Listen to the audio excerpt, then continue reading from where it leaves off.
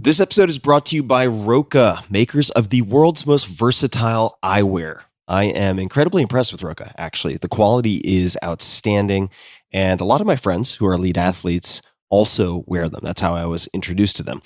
I like to stay active. A lot of long-term listeners will know this, and my eyewear has to be up to the task. Brands that make everyday eyewear, sunglasses and glasses, don't generally build them for people who are really on the move a lot. So you have to wear clunky shades on a run, deal with glasses that slip off your face, or buy some kind of sport-specific frames.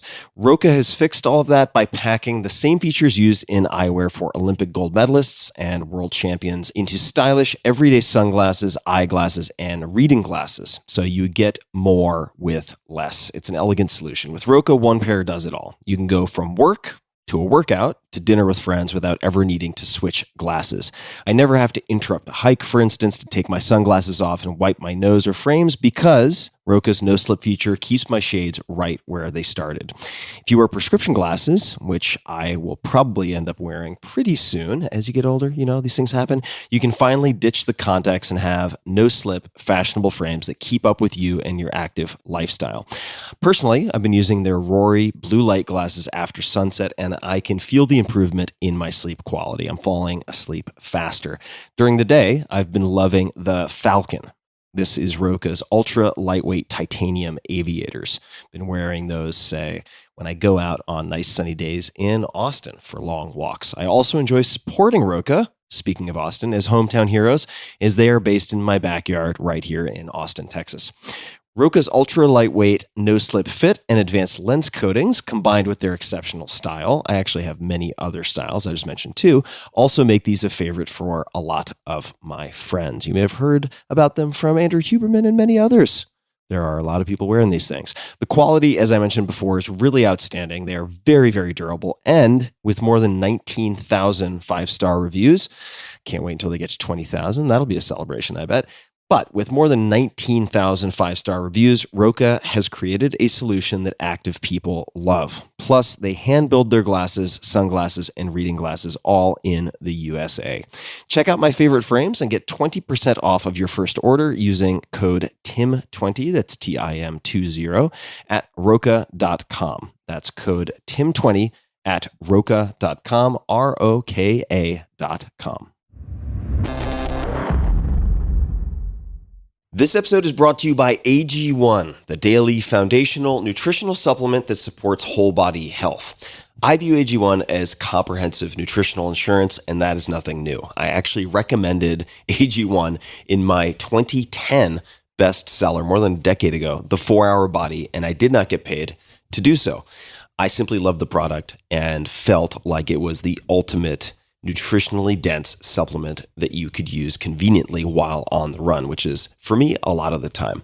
I have been using it a very, very long time indeed.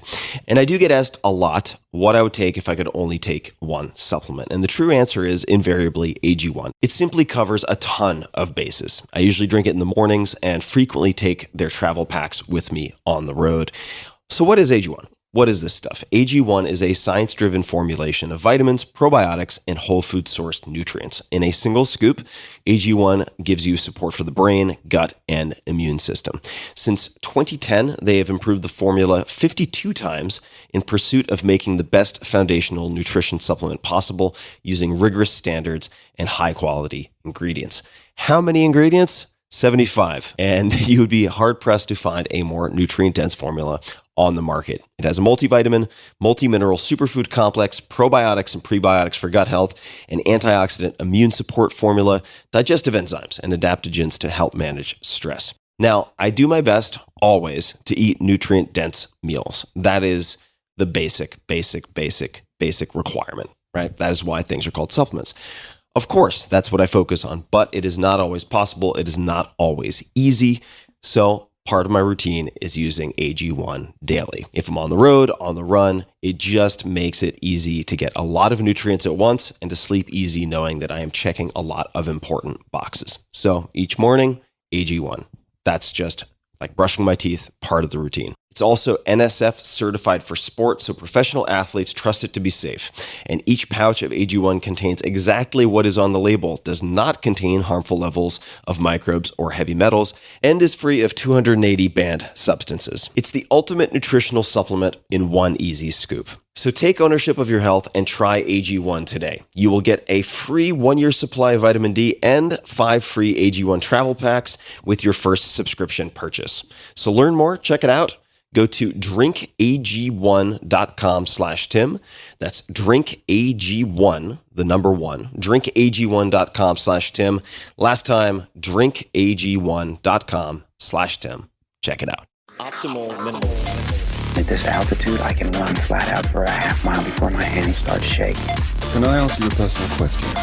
Now would seem an appropriate time. What if I did the opposite? I'm a cybernetic organism, living tissue over a metal endoskeleton.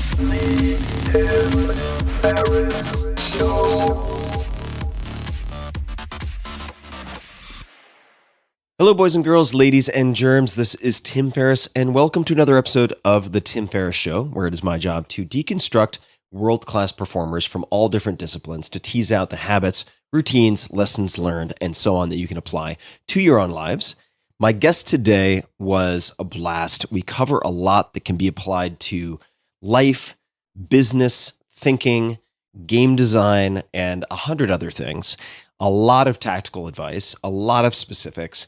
My guest is Justin Gary. Justin is an award-winning designer, author, speaker, and entrepreneur. He is CEO of Stoneblade Entertainment and creator of the innovative and award-winning Ascension deck-building game series. Prior to designing games, Justin was the youngest ever Magic the Gathering U.S. national champion.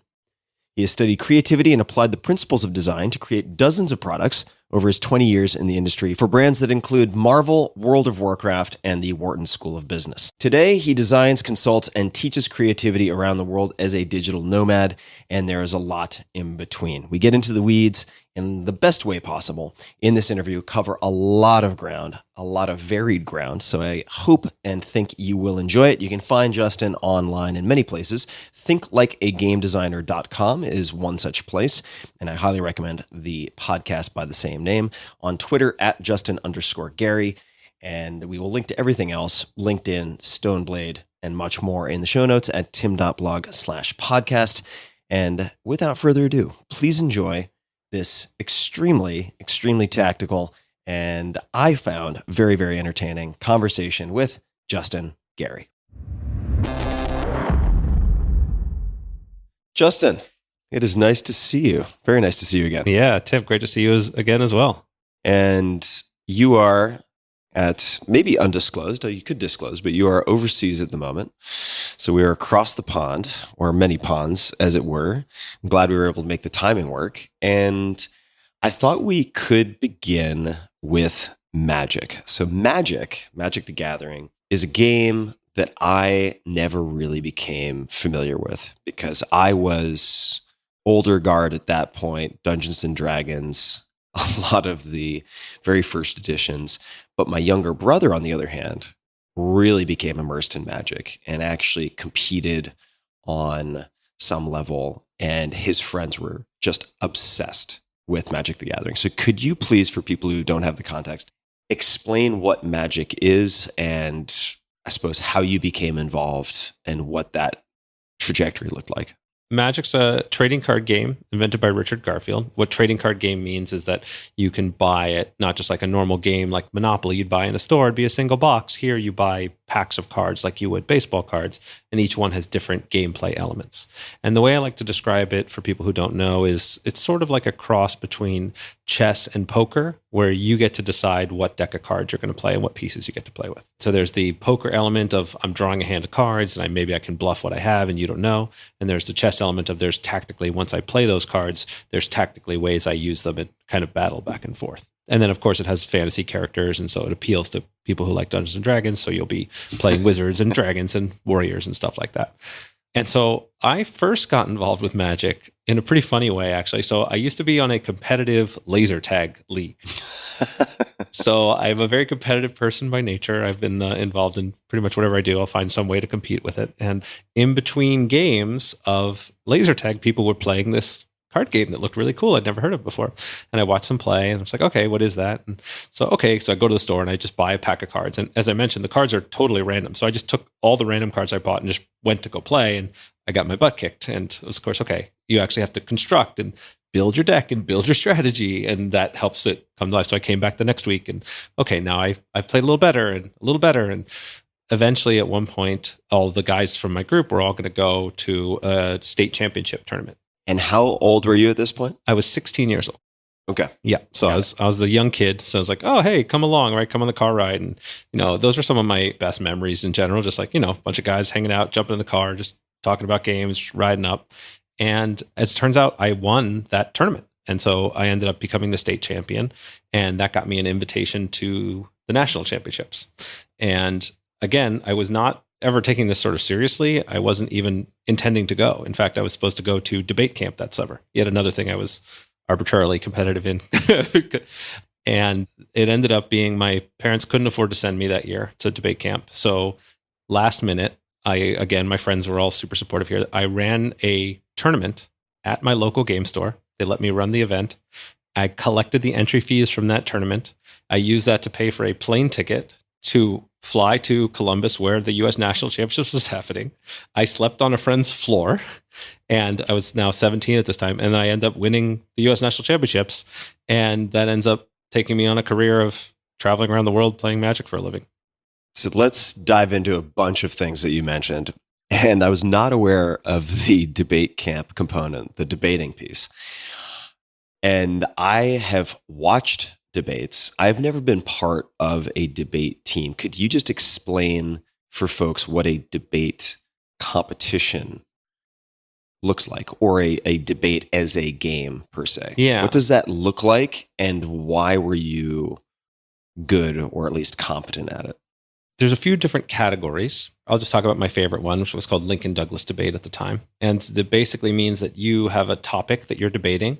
Say, the U.S. should have closer relationships with China, or it's better to sacrifice the good of a few for the good of the many, or something like that, some topic. And then you would have to pick one side of the argument, and there's a judge in the room, and you have a certain amount of time to make your case. Then the other person has a certain amount of time to make their case, and then you have some time for rebuttal, and they have some time for rebuttal. And at the end, the judge or judges would then decide who won. And there's a coin toss to decide who goes first, Yes. because that seems like a major advantage. It varies, right? So from round to round, you'll go first or second. And this was sort of how we did it in high school. My favorite version of debate was what I did in college, which was called parliamentary debate, where you could literally make up any topic you wanted and just start talking about it. And the other side would have to defend the other side. And you would just play and have fun and try to figure out and convince people that this was the way to go. And it was such a fun exercise in just persuasion and kind of tactically how you wanted to frame everything. And it became something I really spent quite a bit of time on and really enjoyed. And then it ended up being very useful for quite a few things later in life. Turns out being able to speak good has value. So if we look at, say, the Lincoln Douglas format or the parliamentary, I suppose the former is maybe a better example to use here, knowing nothing about it. But how much time do you have to prepare? Once you are assigned or have chosen one side of, let's just say, the U.S. should have closer ties with China, and you're either pro or con, how much time do you have to prepare that? And are you just basically making it up, but you're using the strength of your logic that you construct, even if your assumptions are off, to defeat your opponent? How does that work? So for those formats, the same topic will hold for a while, for like months, like a season. And so you can prepare very much ahead of time. I see. And, there's so those formats. Then there's other ones that, like the parliamentary one, where you have no idea what you're going to talk about till you start going up there a lot of the times. That was more fun because it was a little bit more extemporaneous. There's varying degrees. When you have the same topic over and over again, you'd start to notice common threads about how people will present it. And then, you could try crazy things. So maybe that the U.S. should have closer ties with China, and you would take a position. Actually, the U.S. should not exist anymore. It should dissolve. And you start making arguments around that. And you just kind of have to take the argument seriously in a sense, because the job of the judge is to sort of leave outside their preconceived notions and just hear what you have to say. And so having to think on your feet and react and be able to kind of come up with unique answers and change the flow of things was really quite a bit of fun. Okay, so I will move on to everybody listening. I will move on in a moment, but I really want to understand this because I suspect, as you mentioned, that these are threads that tie into other things later, at least some of them. Like these are not isolated skills. And if you're practicing, say, the parliamentary style and you are developing this approach to structured thinking and presenting, and you don't know what you're going to be speaking about until you really sort of get on the stage and somebody hands you the mic. It's like a sort of freestyle rap battle. When you get up and then you give your spiel, how do the judges judge?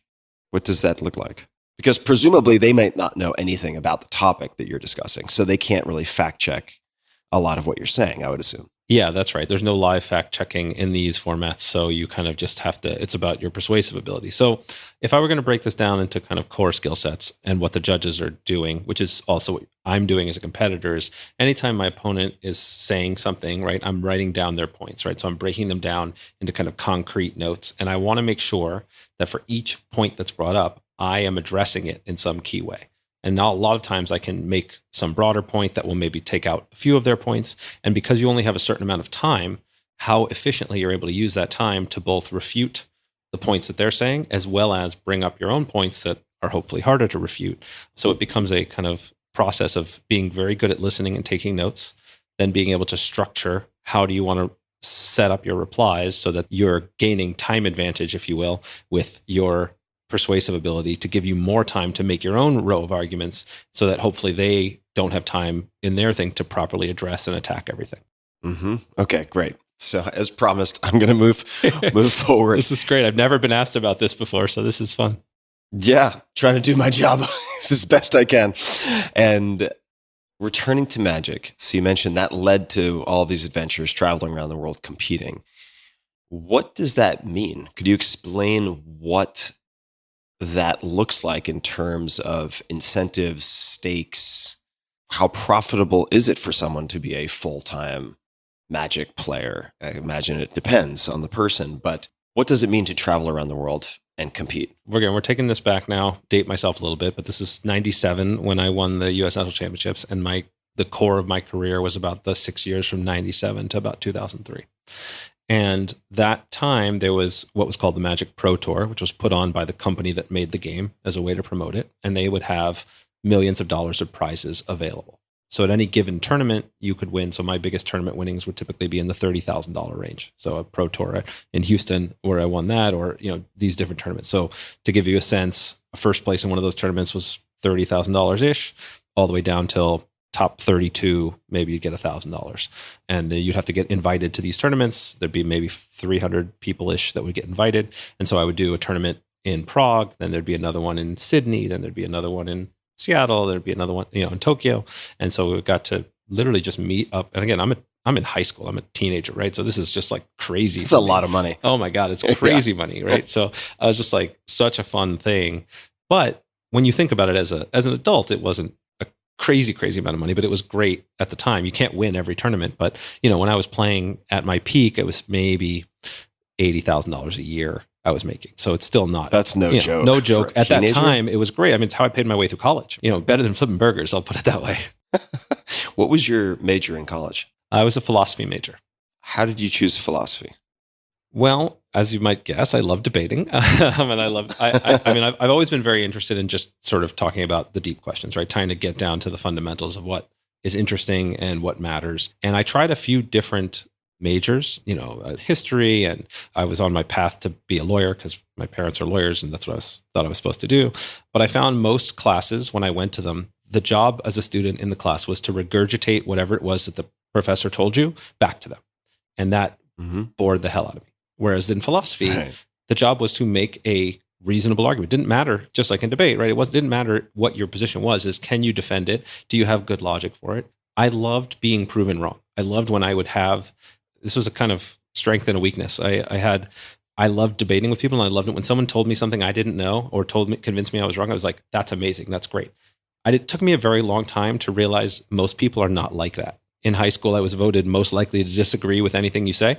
So I learned to be a little bit more cautious and compassionate in my conversations with people, but I really enjoyed it. And so philosophy let me explore that space of really what matters in the world and what matters to me, and really refine my thinking and get challenged on my thinking when I was unclear or fuzzy.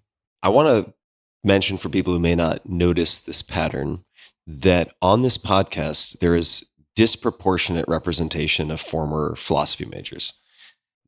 However, that could be severe survivorship bias.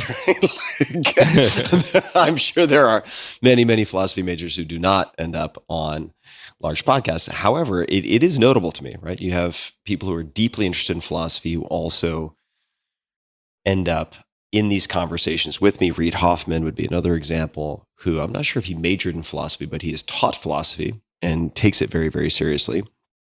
Why were you comfortable and maybe even invigorated by being proven wrong or converted in that way? Did that come from being raised in a family of lawyers? Did it come from something else? What contributed to that? Yes, I think there's two factors here. I think one, you're absolutely right. My parents were wonderful in the sense that as a kid, I could argue my way to a later bedtime, or I could argue my way to, hey, if I finish my homework, I can get an extra setting of dessert or whatever. Right? They encouraged if I could kind of debate my way to something, then I could get it. And so it trained me very young.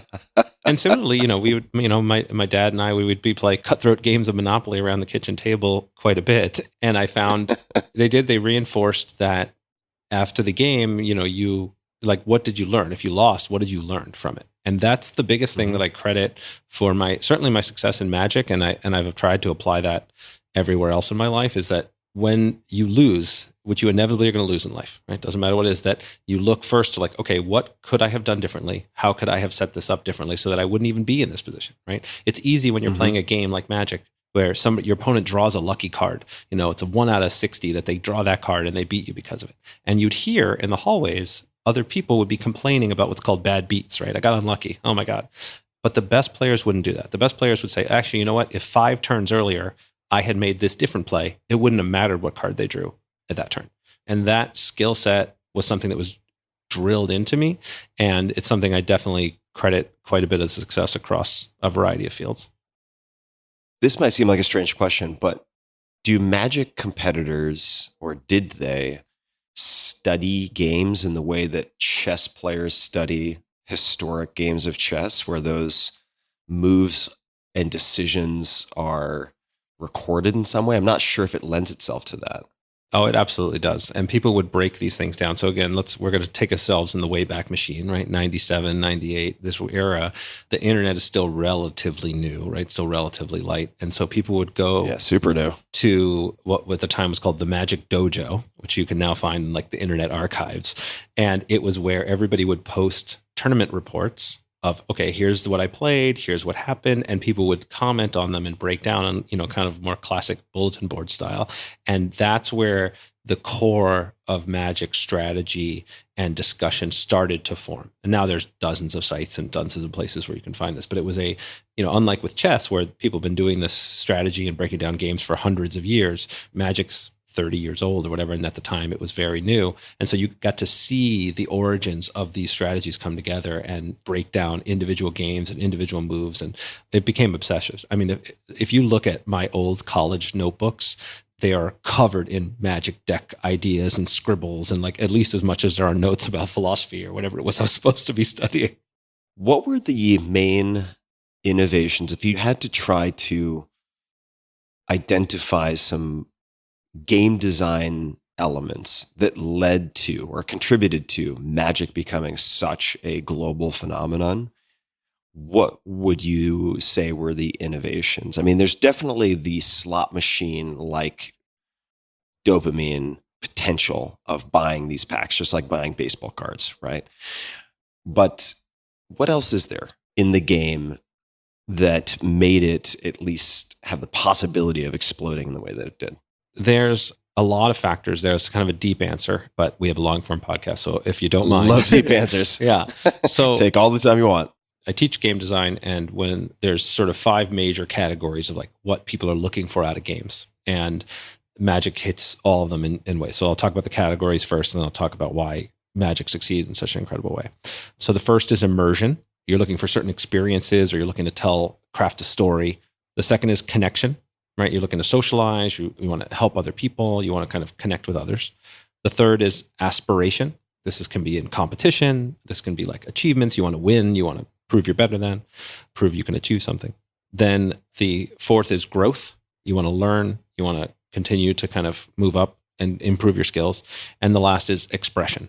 This idea that you want to customize, or role playing works this way because we express different parts of ourselves through role playing. And so those are the kind of the major categories. And I think Magic allowed people to both not only have these competitions like I was doing, but it allowed people to customize and grow in a world where it's infinitely deep. At a certain point with chess, it's a deep game, but there's only so many pieces. I can learn them all. I can know kind of the frame I'm playing in.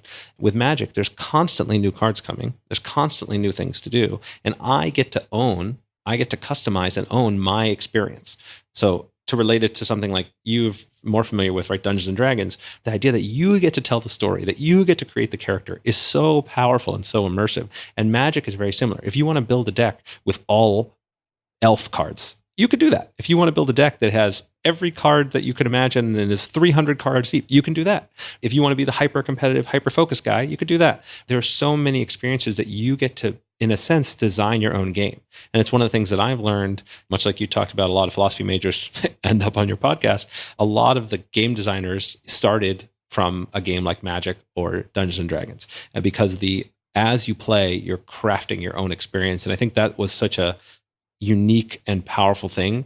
And Dungeons and Dragons could be a little intimidating for people because it's so open-ended. No, it's so intimidating. It's right? so complex, or at least it can be. It can be. It's a real commitment. Exactly. Whereas Magic, like you're playing inside of these boxes and these rules, but once you start exploring it, then this whole world opens up. And I think that was really the magic of it, quote unquote. And it really made it feel like something that was very new and spawned an entire genre of games.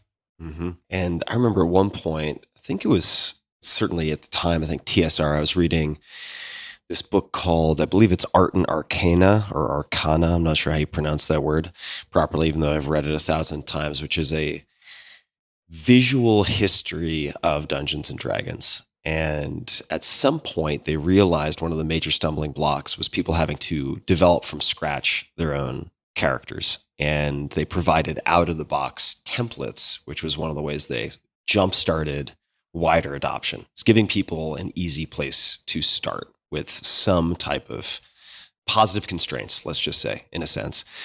And that makes me think about Magic. Now, can you remind me and listeners of who developed Magic? So Richard Garfield was the lead designer. He created the game, along with, of course, a lot of other people that supported, but he was the creator.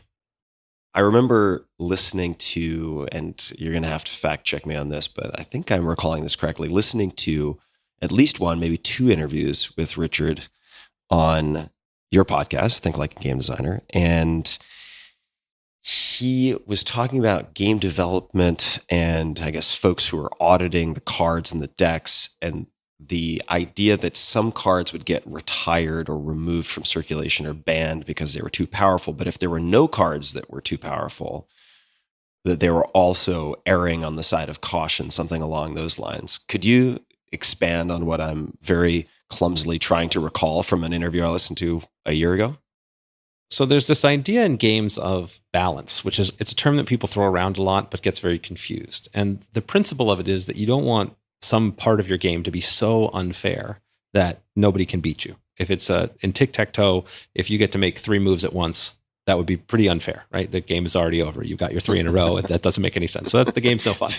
So the idea is you want to make sure that everything, there's no one strategy that's too good. But there's also, some people think that means everything needs to be exactly the same. And that's also not true. Because the idea, if every card is just as equally good as every other card, then that you deny people that discovery. You deny people that ability to learn and say, oh, wait, hold on. As a new player, you don't know anything. And then you can learn, oh, actually, you know what? This card's better than this card. Or the excitement of chasing and finding something that's very exciting that now you can combine with something else that you have, and suddenly that gets better. And so the way I define balance is not everything has to be equal. It's that there's no one strategy that should be unbeatable. The best analogy is if you think rock, paper, scissors, perfectly balanced game. Rock is great, but if I know you're going to throw rock, I've got a plan. I could throw paper and I'm going to be okay. So there's a lot of ways that you can approach balance, but that can give you a sense of like what it should look like. And so for Richard, he wanted to make things that were exciting and chase, and you're really hoping you open up in a pack. Of course, he didn't have any idea that the game was going to be as popular as it was. When he talked about in the podcast episode that he thought you would just never even see all the cards, that some people would have a couple packs and other people would have a couple packs, and you just discover it as you went. And that is actually, it's an exciting prospect, but very quickly people would buy all the cards, and now there's spoilers on the internet and everybody sees everything immediately. And so it's changed a lot since his initial concept. As the next lily pad, I want to explore one of two things. We're going to get to both, so you can choose which you think makes sense to talk about first. So the first option is your path to where you are now as a senior partner at a law firm. Just kidding. So law school. Yeah. The other is what happened in your Magic life after winning the Nationals and that story. So which of those do you think makes sense to tackle first? Or you could talk about both in tandem, either or. We'll go in kind of chronology order. So the Magic career kind of has its arc before my law career has its much shorter arc. I'm 17 years old. I win the U.S. National Championships. This was like a huge, awesome, cool thing for me. But then I go to the World Championships. And at that point in Magic's life cycle, the U.S. was dominant. The U.S. had never lost a World Championships ever.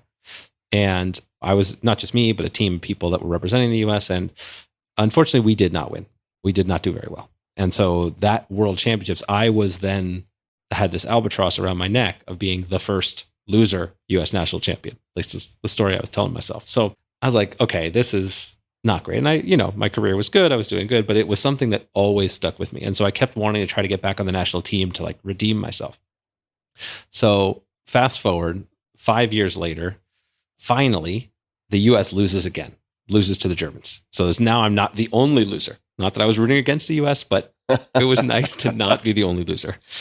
And then the very next year, I make it back on the U.S. national team. And so this is my chance at redemption after 6 years. And I'm with two other people on the team. And the two people that are on the team with me, they were like pretty new to the game. They were, kind of had come out of nowhere, just like I did when I first started. And I was so committed to making sure we did well. I paid to fly both of them to Boston, where I was living at the time, to like stay at my place and work. And we trained for like month and a half together with my team, who is Your Move Games was the local store and group we would play test with. We trained, we slept on my couch, we worked together to be able to make it back to that year. The World Championships were in Berlin. So we're going into enemy territory.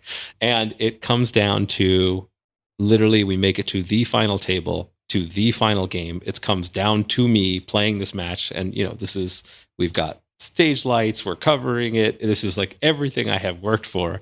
And there are some online records of the experience, but I remember just sort of feeling in that moment that, I'd been in tournaments, I'd won tournaments, I'd lost tournaments. There's a certain amount of excitement and pressure. But for this one, it was so much of a personal story, a personal kind of drama that it was playing out for me.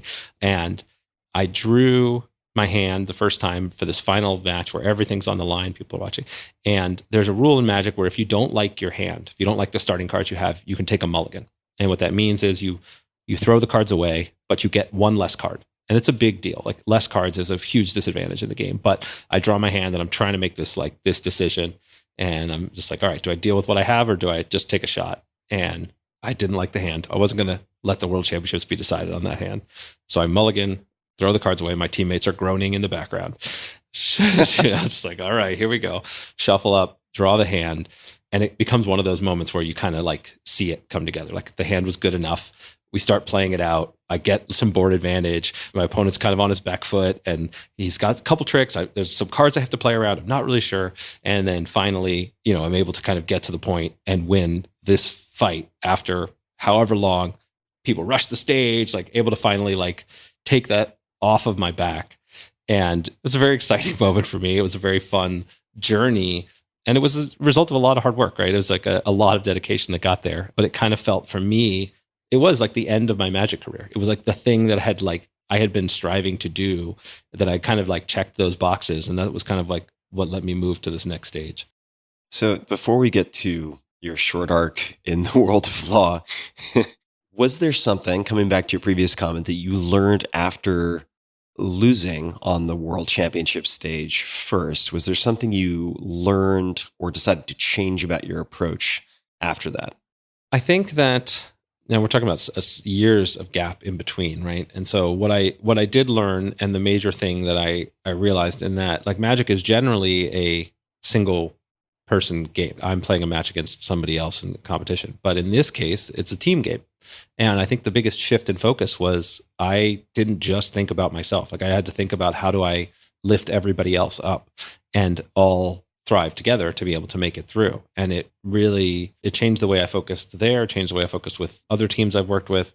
It made a huge impact. And then, just being willing to, again, come back from a loss and not let it discourage you that you can't overcome it. But I think that being able to work, typically most of the games I've played have been single player, whether it was debate or wrestling or most of Magic, it was all about, like, I'm here to win. And I think my shift in mindset was, no, I'm here for us to win. And that was a really huge turnaround for me. Yeah, it's a big shift in terms of looking through the prism. Just a quick thanks to one of our sponsors, and we'll be right back to the show. This episode is brought to you by LinkedIn Jobs. These days, every new potential hire can feel like a high-stakes gamble for your small business. So you want to be 100% certain that you have access to the most qualified candidates. That's why you should check out LinkedIn Jobs. LinkedIn Jobs helps you find the right people for your team faster and for free. Add your job and the purple #hiring frame to your LinkedIn profile to spread the word that you're hiring. Simple tools like screening questions make it easy to focus on candidates with just the right skills and experience, so you can quickly prioritize who you'd like to interview and hire. It's why small businesses rate LinkedIn Jobs #1 in delivering quality hires versus leading competitors. LinkedIn Jobs helps you find the qualified candidates you want to talk to faster. So post your job for free at linkedin.com/Tim. That's linkedin.com/Tim to post your job for free. Terms and conditions apply. So law school. Yes. Tell us about law school. Just to frame this, right? So I've already mentioned both of my parents are lawyers. My mom's a lawyer, my dad's a lawyer, my stepdad's a lawyer. I was debate captain. I was supposed to be a lawyer. That was just like my path from as early as I can remember. That's what I was supposed to do. And even though I had been making a living and traveling around the world playing Magic, at no point did it ever occur to me that I would make a living in games. None. It was just, this is a fun thing to do while I'm in college. I had this mental block. And so graduate, go get into NYU Law. I teach the LSAT for a while. I go to law school. And I'm lucky. I'm a pretty happy guy by default. But this was the first time I was really depressed. Like, I was very unhappy for an extended period of time. And I will remember very specifically, there's one day I'm getting up. I'm living in Brooklyn. It's snowing outside. It's like covered in ice on the floor. And I have to get trudged up and put on all of these ridiculous clothes and go get on the A train and pretend like I'm not staring at anybody else. And everybody has to studiously avoid looking at anybody else in New York. That's just the rule. And make it all the way in, have my Boston cream donut for breakfast, because that's just how I lived back then. And I go into this NYU Law Library, which is like, you could picture this, just cavernous giant library with old oak and towers of books. This is back when you had to use books to learn things. It was a wild time. And I checked out, the law books I had to read before class, and I'm, stack them up. These just towers around me, and I'm just there. And I'm there for hours, just like reading case law, and just not very happy. But a couple hours later, I realized I got to get to class. And so I sit up, and I have this jolt of pain through my spine. Jolt of pain. I can barely move. I'm hobbling to get out of there. And I realized I threw my back out from reading. That is how unhealthy I was, how I was over about 40 pounds heavier than I am now, how just like miserable I was. And this was my first clue that I'm on the wrong path. And I think this is something it's a really important lesson. I imagine there's a lot of overachievers in your audience, and that this path of trying to win whatever game's in front of you, it can be way worse to win the wrong game than even to lose one that you actually enjoy playing.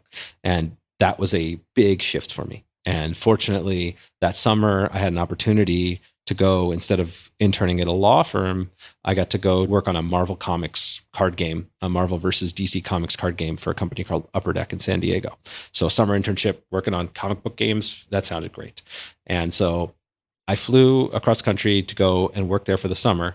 And again, even though I knew I was miserable, even though I'd had this terrible experience, even though I now had a opportunity in front of me, it's still, my assumption at this point was, I'm going to go back to law school. I'm going to go back, and that's just, I got to finish that path. But I come out to start working on games, and I am in love with it. I'm super passionate about it. I'm enjoying it. Again, we're debating these really interesting ideas about design, and definitely happy to dig into what that looks like. But then when they offer me a full-time job, I'm still stressing about this, and it's still, finally, when I make the decision, I tell my mom, she literally cries when I tell her I'm leaving law school to go become a game designer, right? Like, it was so hard. And I look back and it's so silly to me. This is one of the things you've taught me. I didn't have these words at the time, but I learned it through you, right? This idea of like fear setting, where in fact, I wasn't really giving up anything. I could always go back to law school, but it just didn't feel like that at the time. And so being able to break out of that spell and then go follow a path that was really passionate for me and that I was really excited about, one of the best decisions I ever made. How did you find the internship? This was fortunate because of my Magic career. They had reached out to me to kind of just like vet their game and, kind of check it out and stuff. So some of the other people on the Magic Pro Tour, who I'd known, had already kind of been hired there. So they were like, hey, and they knew I was miserable. I, would chat with them. They're like, hey, come out for the summer, come work on this thing. You got nothing to lose, kind of deal. Has your mom come around, or is she still my mom has hoping come around for that day when you return to law school? No, my mom has come around. I'm sure she'll listen to this episode. Hi, Mom. She did. She just, and this is the thing, the people in our lives, there's a lot of pressure that we all feel, right? Whether it's from parents, from friends, from like, they want the best for us, right? So you just want us to be happy and safe and comfortable. And, you've got to realize that in order to find the path that you actually want for yourself, the path that you will be fulfilled by, you got to be uncomfortable. You got to be unsafe, right? Parents, I think, try to protect their kids so much. In reality, you can't. You've got to be able to like push past that. And she knows that now, and she was very happy it all worked out. Yeah. All right. Well, we're going to fill in the gaps for those people who aren't your mom listening. Hi, Mom. Since we have a lot to fill in. And look, now I feel like I should defend your mom also. Certain paths are more predictable than others. There is the perception and maybe even the reality of safety, consistency, stability with certain choices. But as you said, choosing the right game is more important than winning the game that just happens to be in front of you. And at least certainly in my experience and the experience of a lot of people on this podcast, and just because something is unpredictable does not automatically make it unsafe. It just makes it less certain. And as you put it, many of these things, for instance, I'll give you another example, and this is very analogous. When people invoke the names of, say, Zuckerberg or someone else who dropped out as this throwing caution to the wind, burning the boats behind them to take the risk of entrepreneurship, whenever possible, I try to point out that's actually not the case for most people who say take a leave of absence from a Harvard or Stanford. They can go back anytime they want to go back. Yes, 100%. And again, you've said this better than honestly anybody, like this idea that most of the fears that we have, this resistance to uncertainty, is just made up in our head. There's so many ways that you can recover and go back.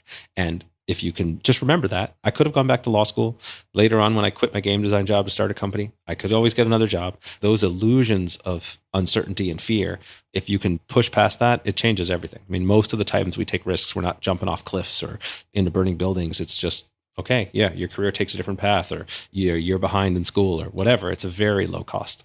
Most often recoverable. So I'll link to fear setting, and people can just search fear setting, like goal setting with a hyphen in it, and all sorts of things will pop up if you just search that, or go to tim.blog/TED, because that was the topic of my TED Talk, I suppose quite a few years ago now. But moving on from fear setting for a moment, it might come back into the conversation, who knows, but what did that first year or 6 months, month, could be the first week, however you want to frame it, of designing games look like? What was that experience like? It's a really fun question, because people just make this assumption that because I was good at playing games, then that means I would be good at making games. And they are 100% different skills. I did not think of myself as a creative person. I thought there was just some kind of like magic special secret sauce that other people had, and I was just going to fake it and go out there and see what happened. So when I go there, I'm having serious imposter syndrome. I don't know what I'm doing. I don't know how to make this come to life. And I researched a ton. I read some great books on creativity. a whack on the side of the head is one I'd recommend. And I started to talk to other people who I did respect as designers and kind of break it down. And over time, I realized that there's no thing that differentiates like a creative person from a not creative person other than process. And so as an analytically minded person, I was able to break it down into what I call the core design loop, which is a 6-step process of how do you create not just games, but I think every creative field it applies to. And so learning that, and I was very lucky. I'll talk about the details of it. I won't leave you hanging on that piece, but I won't let you leave me hanging. Yeah, you are good at that. Go ahead. Just to immerse the experience of it, right? I was lucky in a sense in that, I went to go work at a company where I had a lot of friends that were already there, and I had immediate deadlines. This game is going to release. You have to turn over the file with the cards and the things like within 2 months. And so there was no choice but to act. What I say is that deadlines are magic. Like, it doesn't matter if you have no idea what you're doing. You have a deadline. Yeah, I was literally going to just say the exact same thing verbatim. It's like, what a beautiful constraint. Yeah. It's just remarkable what you get done. So that was, I think, a real powerful tool about why. Like, so one, really short deadlines, and my job was on the line, so I had stakes, right? And I didn't want to go back to law school. And two, that I had other people that I could ask and talk to who were smarter than I was, who had done it before, and I could get some insight into, right? So being able to kind of find either books or mentors or other people that you can talk to has also helped accelerate it. That eventually turned into this kind of step-by-step process. So if you'd like, I can go into that now, or I can jump to other stuff.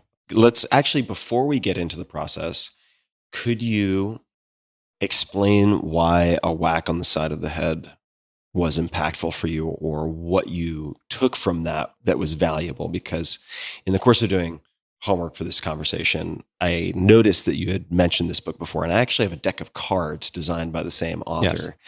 But could you speak to, I have not read the book, however, could you speak to why that had an impact or why you recommend it? So it's nice in that it helps to, in a sense, demystify creativity and just bring it down to like a very simple, granular level. I'll give some examples. So, one of the principles in it is that I've used all the time is basically, and I forget how they word it in the book, but basically like turn the object around in your mind, right? If you take something that you normally think of one way, how many different ways can you look at that same thing? So if you have a pen, you can say, all right, well, what do you do with a pen? Well, you can write with it. Okay, well, no, all right, I could use it to help force me to smile by biting it. I could use it to prop up my microphone. I could use it, right? You could trying exercises that give you different frames were very powerful and ways to like break you out of your thinking.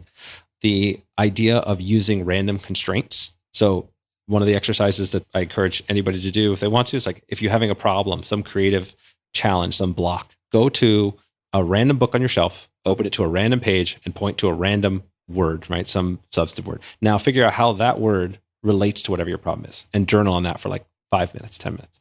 And you'll be amazed at how all of a sudden it can crack open something because we get so linearly focused on the problem in front of us. And even a completely random constraint can open up the door for you. We'll give one more to just move past the quote unquote right answer. You may have an answer and you say, okay, that's fine. And then you stop. Most people stop.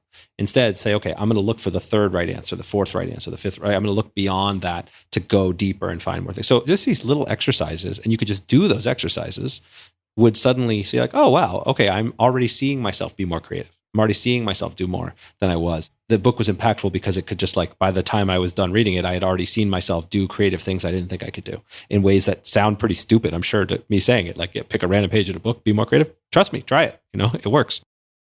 Without having read that book, I've used this approach in actually writing teachers that I had long ago, back when I had hair and was in school, also would offer these types of random constraints. It's almost like the I Ching approach to creativity, right? It's like, okay, you just like throw a bunch of Scrabble tiles on the floor and you pick the 3 that are closest to you, and like that's your constraint, or that's the filter in a sense, or what directs the exercise.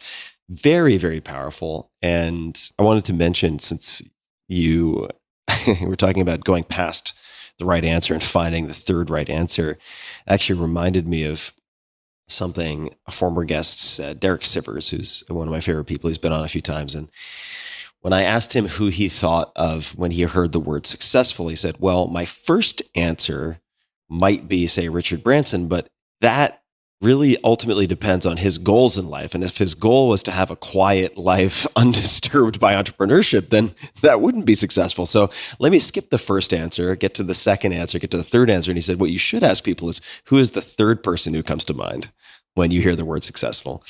And it's really a powerful heuristic that you can use in all sorts of ways. All right. So that's a snapshot on a whack on the side of the head. Let's talk about the core loop. Before we jump into the core design loop, I'm going to give one more thing. It's not from a whack on the side of the head, but it's something I've actually developed more recently as a process that I find super valuable. And one of the things that we try to do in our company is always surface our assumptions. There's a lot of things where you're assuming a game is going to be fun because of this. We assume people are looking for that. We assume we're making this category of game, etc. And a really great exercise to do that's in this spirit is once a quarter, we'll do an assumptions challenging exercise. And what that means is you surface every assumption you can. You can do this by yourself, or if you're on a team, everybody writes down on their own all their assumptions. You put them all up on a shared board or a shared Google Doc if you're doing remote like we are. And then you, one by one, okay, what if that weren't true? Or to use your terminology, what if I did the opposite? And it's so powerful because sometimes it doesn't mean anything. Sometimes it's like, okay, that doesn't make any sense. You move on. But without fail, by the time we finish that exercise, we find some core assumption that all of a sudden changes everything. And that ability to just take what you assume to be true, one, making it explicit in the first place is super powerful, just so you know really what you're doing. And then two is this inversion process is incredibly powerful. Could you give any examples just to make it a little concrete in the minds of folks listening? Yeah, of what those assumptions might be. I made this game called Soul Forge with Richard Garfield, the guy that created Magic. And we did this over a decade ago. And we made it as a digital trading card game. And so purely you play it on your phone, no physical objects at all. The game was successful. We ran it for a few years and eventually we took it down. And we were talking about, we wanted to bring it back because we loved the game. We wanted to bring it back. And one of the exercises we did is, okay, Soul Forge is a digital game. And then we're like, wait, what if it's not? Like, what would that look like? And we had built it to be a digital game. But then all of a sudden we're like, well, now it's 7 years later. Digital printing technology is way better than it was. You can actually algorithmically create one-of-a-kind cards and create things. And that started us down this road of investigating this new technology. And so the new version of SoulForge, called SoulForge Fusion, is now a physical card game that has this new technology built into it, which never would have happened if we had just gone with our assumptions of, oh, okay, we're going to remake the same game again. So that's like one example that was recently impactful for me in this. Yeah, I love that. I have... well, I can't tip my hand too hard here publicly, but I've been very much focused on possibly working on my first book in 5 or 6 years. It's been a long time. I wasn't sure I would do another one, but I've been very strongly considering it. And I've been not in written form, which would be more helpful, I think, but in a sort of meandering mental form, which is sort of a mix of like reverie, skepticism, and daydreaming, looking at some of the basic assumptions. Like, is it a book? Right? I think of it as a book, but does it even need to be a book, period? Or I should say question mark. And if it is a book, for instance, generally, if you're going through the publishing process or you have been through the publishing process, your thinking has been shaped in a certain way over and over again. You're like, okay, I have to do print, audio, ebook, and you sell all of those to one person. Well, what if we split those up? What if there was no print whatsoever? What would that look like? And just testing these very basic assumptions, right? And I'll give you one example also, which people might not realize, or if you're outside of publishing, why would you realize this? But none of my books in the US have ever gone to paperback. And if you were to ask most authors, like, why have you gone to paperback? The answer would generally be something along the lines of, well, the publishers always do that. A year and a half after the hardcover, they lower the price to make the market larger for the book, and you come out in paperback. And I was like, but if you look at the math, does that make any sense for you? And then they think about it and they're like, well, let me think about that. Okay, I was making 15% on each hardcover book, which is already discounted on Amazon to something very affordable. And now when I go to paperback, wait a second, my royalties just got cut to 7.5 or 6.5. Now I have to sell twice as many books to make the same amount in royalties. Oh shit, that makes no sense whatsoever. It's also not really relevant in a world where ebook is an option. if that makes any sense. If somebody is looking for a lower price, they can buy it on ebook. So hence, from the beginning, none of my books have ever gone to paperback. Okay, so if you're open to it, we can certainly, I love, as you know this very well, I love digging into testing assumptions because your assumptions are the operating system that governs your life in a way. And you want to make sure those rules can be justified on some level. But maybe it makes sense to hop into the core design loop and talk about that a bit. I think it's a perfect segue because exactly what we're talking about with assumptions is going to come into play in the core design loop. So the core design loop is how games are made. It's how creative projects are done, but we're going to focus on games. So it's the kind of main topic I teach it in. So the core design loop is 6 steps.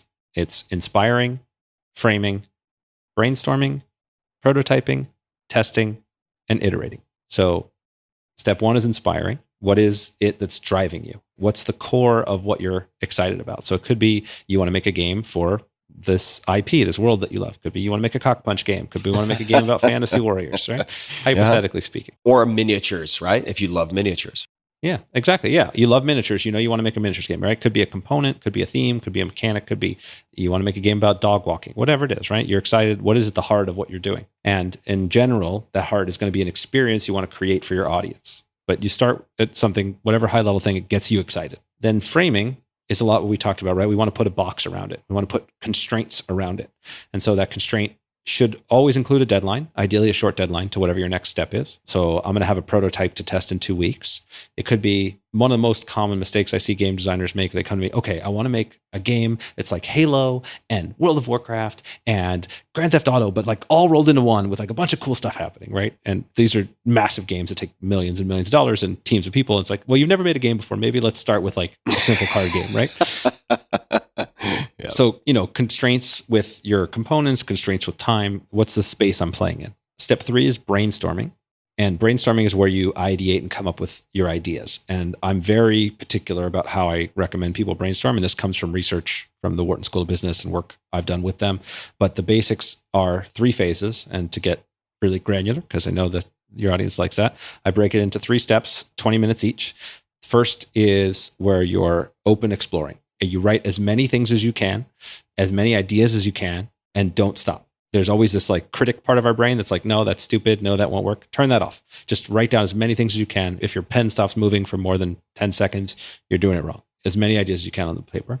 Then the second stage, also recommend 20 minutes, is organizing, where you take this massive, ridiculous, some cool ideas, some ridiculous ideas, and you start to try to find patterns between them. And if you're trying to make something specific, you start to kind of think through, okay, if I'm trying to make a game, what's the victory condition? How do people figure out what are their moves? How do they interact? You start trying to kind of put some structure around it. Or if it's a book, okay, what's the opening of the book? How is it going to help people? Who's my audience? Whatever it is, right? As you start making these connections, you're naturally going to see gaps and you're going to fill those gaps in. And then the last step, which is also 20 minutes, is elimination. And that's where you went from starting with as many ideas as you can, and now you want to get to as few ideas as possible so that you can start moving to testing them. And so that's where you go and you'll try to like, okay, what's the minimum amount that I can prototype, which is the next step, to test my idea, right? To test my assumption, to test the core of what I'm doing. And so prototyping is exactly what it sounds like. What's, talk about an MVP or, this minimum viable product. What's the smallest thing I can do to test my idea? What's the easiest way I can do this? And then step 5 is testing, where you actually show it to somebody, you get some feedback, you actually figure out what's going on there.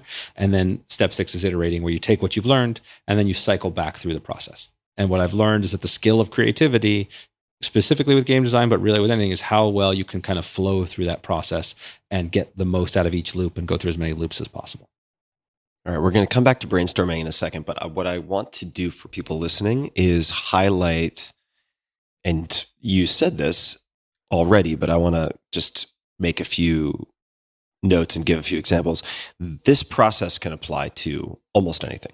And for instance, you want to start a podcast. I'll use that as an example. Inspiration, thematically, where are you going? What is the format that you're excited about? What is driving you to be considering starting a podcast, right? Setting parameters, thinking about the constraints. What are the constraints?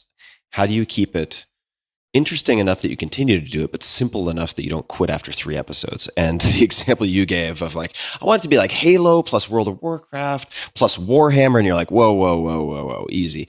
And the reason there is an elephant graveyard of 1 million dead podcasts that stopped after episode 3 is they're like, I love This American Life, and I think it's going to be like This American Life meets Serial meets Joe Rogan. And I'm like, whoa, slow down, Tex. There's a reason the credits are 5 minutes long at the end of This American Life. Yeah, I'm not sure you realize how much goes into making that. And then brainstorming, right? Coming up with whether it's guests, ideas for questions, etc. Prototyping, giving it a go. Maybe you record as I did 5 or 6 episodes before publishing your first so that you have a chance to kick the tires and try to figure out what's working. The testing, you're going to get, in this case, right, testing with your guests, but also with test listeners, let's just say, and then iterating. This also applies to books.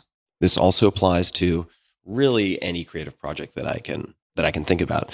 And to come back to the brainstorming for a moment. When you are brainstorming, what is your personal preferred method of doing this? Whiteboard versus pen and paper versus typing on a keyboard versus a tablet of some type. How do you like to do it? I am a huge fan of, in particular, an app called Workflowy, and it's a totally free app. And it's basically a series of nested lists. And the nice thing about it is it's infinite. So I can continue to make lists in, sublists and sublists and sublists, and I can link pieces to pieces. And so I find over the years, now I've been using that for 7 or 8 years, that is like my personal favorite tool.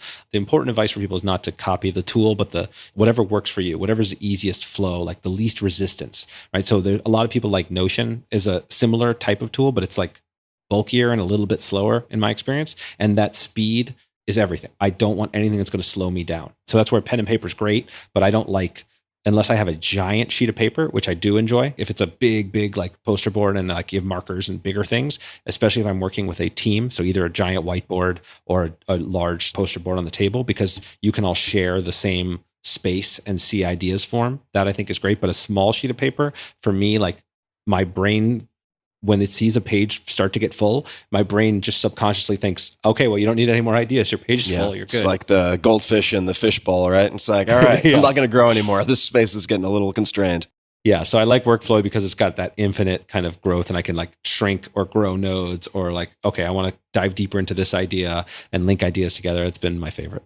And what are some of the ways that you like to prototype? I'd love to know where you think people most often get stuck, like in between or after which step do people get stuck? And as someone who's been, as you know, because we've had conversations about this and you've been incredibly helpful, thinking about prototyping and games and design, I've been very excited about this for a while now. I tended to get stuck at the prototyping phase because, it's also my first sort of rodeo with this, but the inclination is to try to make something that's really good and kind of polished. I know I'm not trying to make a finished product, but the more I have studied what you've done, listened to the podcast, talked to people like Elon Lee or others, the more I appreciate how quick and dirty it is. Yes. Yes. And yes. And also, just as a reference, I think I have a blog post about Stephen Key, who is an inventor, product developer, who's based in California, at least he was at the time, who has done extremely well developing toys for major companies. And the toys are ultimately some finished product that look great, but he will use construction paper and like newspaper to prototype. And based on that and a description and maybe a video of how it functions, he successfully licensed products all the time to huge companies. So could you speak to maybe the prototyping phase? Yes. And you've already hit on the core of this, but I'll just leave it. Keep it simple, stupid. The KISS principle.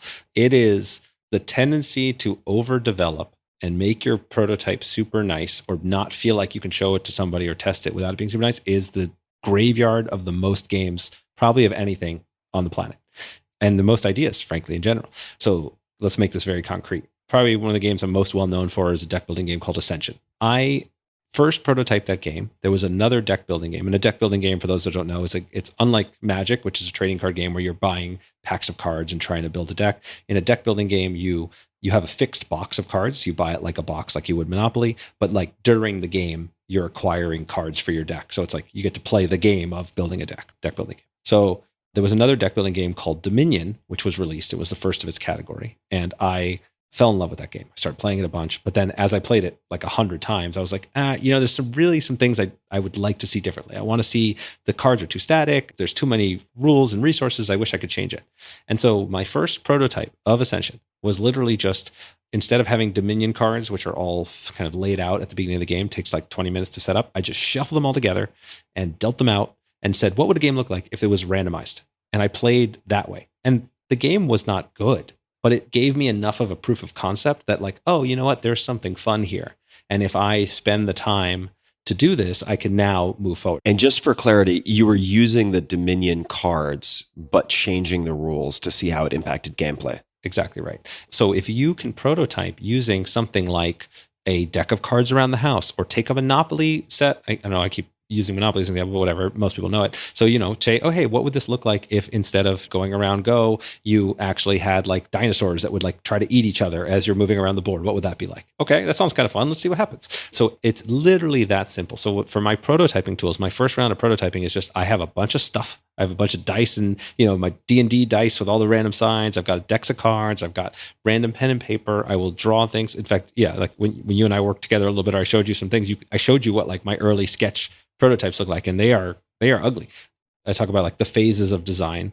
And so every time you go through the core design loop, your questions go from bigger to smaller and smaller. And as you go through it, you're going to care about polish more. So if you're just trying to figure out like, where is the fun? What is the idea? What's the theme? What am I doing here? You don't want to think about, imagine you're building a house, right? And before you've even laid the foundation, you're worrying about the paint color on the walls and where the furniture goes. You're not going to get very far. You're wasting a lot of time. Make sure you got a solid foundation first. Worry about the paint color later. And so I think a lot of designers start by worrying about the paint color being wrong, and they're never going to finish a house that way. Okay, I'm going to stand in. I mean, this is a lazy sort of rhetorical trick here, but so I'm going to defend the newbies, including myself, for a second, and ask a question which I think is actually really important, at the very least helpful in all sorts of disciplines, not just game design. One of the reasons a lot of writers get stuck, or aspiring writers, is that they kick out a first draft. It's rough. It's ugly. It's really, really rough on all the edges. And they compare their rough draft to the final draft of incredible writers. And the rough draft of those writers is invisible. They never see that rough draft. So what has been helpful to me, for instance, when thinking about potentially writing comics, is seeing the original scripts and how they were tweaked and how the concept art was modified over time to ultimately land on what we see in the finished product, because then I can see the ugly babies in the beginning. I'm like, oh yeah, okay, that's very reassuring, and it gives me more confidence to work with my ugly baby to try to shape it into something that ultimately is good. Because if I'm comparing everyone's finished product to my rough product, it can be really demoralizing. So the question is there a way for folks to see the rough drafts of games, the prototyping, and so on, if they wanted to explore this as an example? It's one of the reasons why I started my podcast, is to sort of unlock a lot of that stuff for other designers, right? Talk about their origin stories, talk about where they're, the things that inevitably fail.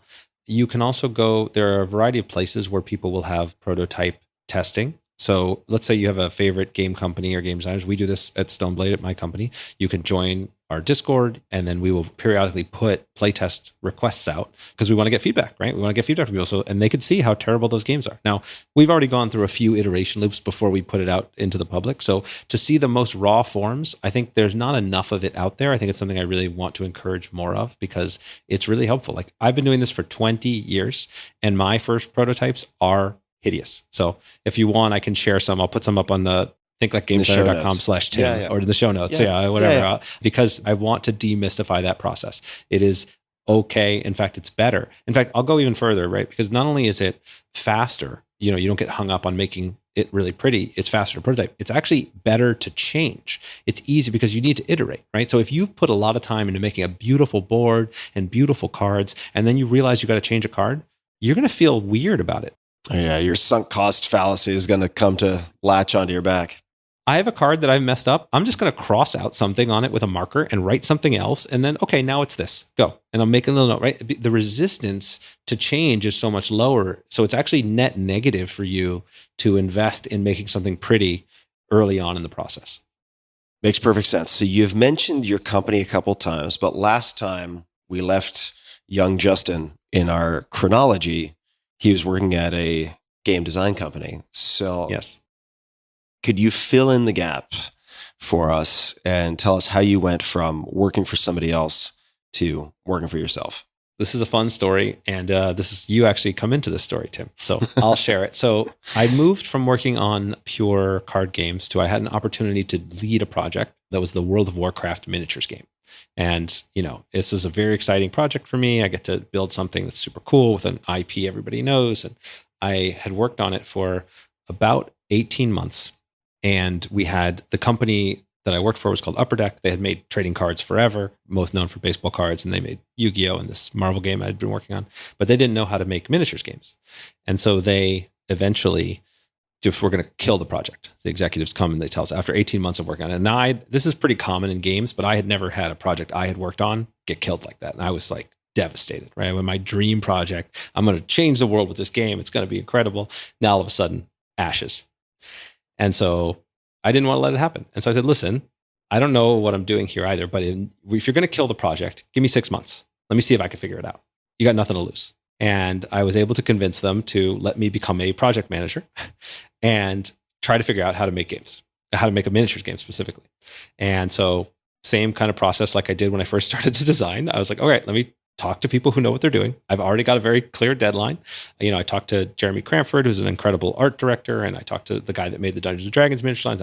I just worked months and months and months, try to figure out how to make this work. Fly to China, fly to the factory, figure out how the plastics and paints and all this crazy stuff. And making it work, just for my clarity, is making it financially work for the company? That's exactly right. Financially, how do you make it work, right? Because Blizzard, who makes World of Warcraft, had very exacting standards about their miniatures. They have to have spiky pauldrons this high and these amounts of colors, and nobody had ever done anything quite like that before. And it needs to be financially viable to make this product for the company I was working for. So there's a partnership. And so I have to go figure out all these logistics, set all this stuff up. Finally, and this is where I had first read The 4-Hour Workweek. So this is actually super impactful for me in being very efficient, using 80-20 principles. And I've learned to set up auto email replies so people didn't bother me. So I'm already getting my efficiencies in it. But I'm in this zone of just, I'm going to finish this mission. And then I have the opportunity to speak to the executive team. I'm going to make my presentation. I'm going to make my case. Is this project going to live or is this project going to die? And I'm just some kid who wants to make a game and I've got to convince. So I'm there and I will never forget. I mean, they had this like ugly green carpet. I'm sitting waiting for my turn to get called in. It just, I don't, the details are super stuck in my mind. And I'm like, go down this long corridor and my palms are sweating. You open these huge like oak doors and this is, it's a huge sports memorabilia company. So there's like a Babe Ruth signed bat on the wall and a Michael Jordan jersey and like a Tiger Woods golf club and the rich mahogany conference table. I mean, this is boardroom cliche, right? But it's like very intimidating for me at this time. So I get up there. The owner's like sitting in his leather chair and like staring me down. And I'm like, okay, I give my presentation and I'm stammering through it, but I've done my research, right? I've done my homework. And I go through the presentation and, heart's beating. Finally, I stop and there's this like pause at the end. I'm looking around like, what do they think, right? It's like COO, CFO, all the bigwigs, right? And they start talking about the idea and they start tossing around and I start to think, oh my God, I think they like it. I think this is really going to happen. And then they start like pontificating and they start talking, oh, well, there may be this problem with this thing or this thing. And it took me a minute to realize this, but as they were talking, I realized that they had no idea what they were talking about. Like, I had finally done enough research that I knew they didn't know what they were doing. And like, I just had, up to that point in my life, I feel like I had just assumed that the adults in the room knew what they were doing. This is a company that makes hundreds of millions of dollars a year. Of course they know what's happening. And now all of a sudden that illusion is shattered. And I started out terrified. I'm terrified. I mean, we're literally this project, it's going to cost hundreds of thousands of dollars to hopefully make millions, or it could lose millions, who knows? And nobody knows what they're doing. And so I'm like, oh my God, like, what do we do? And then I walk out of that room, my heart's beating, and I'm just like, what's going to happen? How do we do this? And then all of a sudden, like a cold splash of water in my face. Nobody knows what they're doing. I cannot know what I'm doing at least as well as anybody else. This idea that like the difference between a leader and somebody else is not like that they know something or that they have some special access. It's that you're just willing to make some assertions and own the consequences. That's it. That's the difference. And so then I finally clicked for me the other parts of your book, not just this, efficiency and automation, right? But this idea of defining what you want and then creating the freedom for yourself to do it. And so that's where I suddenly started doing the fear setting exercise and going through, okay, what's the worst case scenario for me if I quit and I do my own thing? And the dreamlining exercise, which is basically, what is it that you really want? How do you define what you want? How do you make that very concrete? And so then that transformed as like, okay, I'm going to get this game out the door. I'm going to save up enough money so I have a year of savings, and I quit. And that's exactly what I did. And it was a life-changing moment for me because it was exactly that, taking ownership of my future.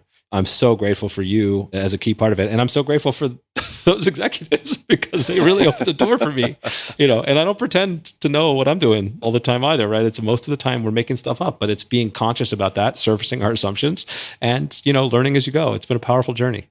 Thank you for sharing that and for saying all that you said. And I would love to know, when you did the fear setting and you're trying to identify the worst case, how you can mitigate against the worst case, what you would do as sort of a backup plan in case the entrepreneurship does not work out, or maybe doesn't work out, at least with the first inning. How are you thinking about that at the time? What gave you, in addition to what you already described, which is the realization that, oh my God, almost all the emperors have no clothing. So I think I can do that. At the very worst, I can also do that. Right. How are you thinking about sort of risk assessment and what you would do if things didn't pan out perfectly as you went into entrepreneurship? So I got very concrete, right? So what is my actual minimal living expenses? What do I need to be okay and have what I need? And I figured out what that number was. And then I was like, okay, how much time am I willing to give myself to run this experiment to see if I can figure it out and make entrepreneurship work? And I decided a year of savings was what I wanted. And so I focused on saving up. So I have that cushion, right? Because if you're in the red, if you're like, I don't know how to make my next paycheck, I don't know how to make rent next month, you can't be creative and be free, do the things you do. You're making decisions for the short term. And I wanted to be able to make decisions for the long term. So step one was have enough of a cushion that I could feel comfortable. Now, other people can do this as a side project or, after hours, whatever. But for me, I wanted space to just focus on this. And then the other piece was like, okay, well, let's assume it doesn't happen. And after a year, I've got nothing and it's not working. I had done enough in my career at that point. I could just get another job. I could either be hired back at the same place or hired at another company. Like, it's not like I was going to go hungry on the streets, or if I have to live on a friend's couch for a little while, that's not that big a deal either, right? So I went through all of those things. Like, I go bankrupt, my house catches on fire, like hilariously, like you did in the book, right? So that's where it highlights the same kind of lesson as before, which was when I quit law school. It sounds scary. Everybody thinks, oh my God, you're such a risk taker. Like, I'm not. I mitigate risk at every turn. Like, when you're playing Magic and you're trying to set up so you can't get outdrawn on a game, I'm just mitigating the number of ways my opponent can beat me over time. And in this one, I could always go back to law school when I quit law school. I could always go back to a job when I started as entrepreneurship. And same thing later on when I became a digital nomad, sold all my stuff. It's like, I could always buy more stuff. I could always get a house again. And so, yeah, I strongly encourage people to just go through that. Like, if you really, really think about the worst case scenarios, 99 times out of 100, they're totally recoverable within a year. It's often way less. And what was yours, knowing how methodical you are? You were not just hopping out of this job with savings with no plan. So what was your plan? I'm sad to say that it wasn't that much of a plan. Well, I guess with the core design loop, I guess you are going to be following some version of that probably. But did you have an inkling of what type of game or what types of games you wanted to make?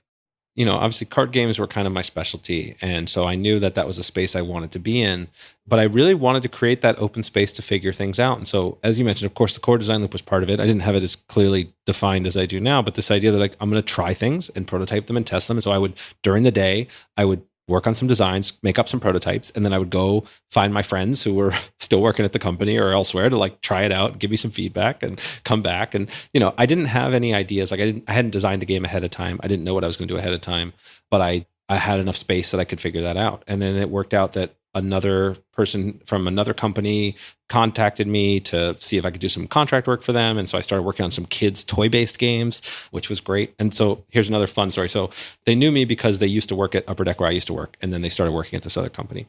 And he's like, hey, we need someone to help us design a game. Can you do that? And I'm just like, again, no job, no plan. Like I'm just figuring it out as I go at this point. And so I'm like, yep, definitely, I can do that.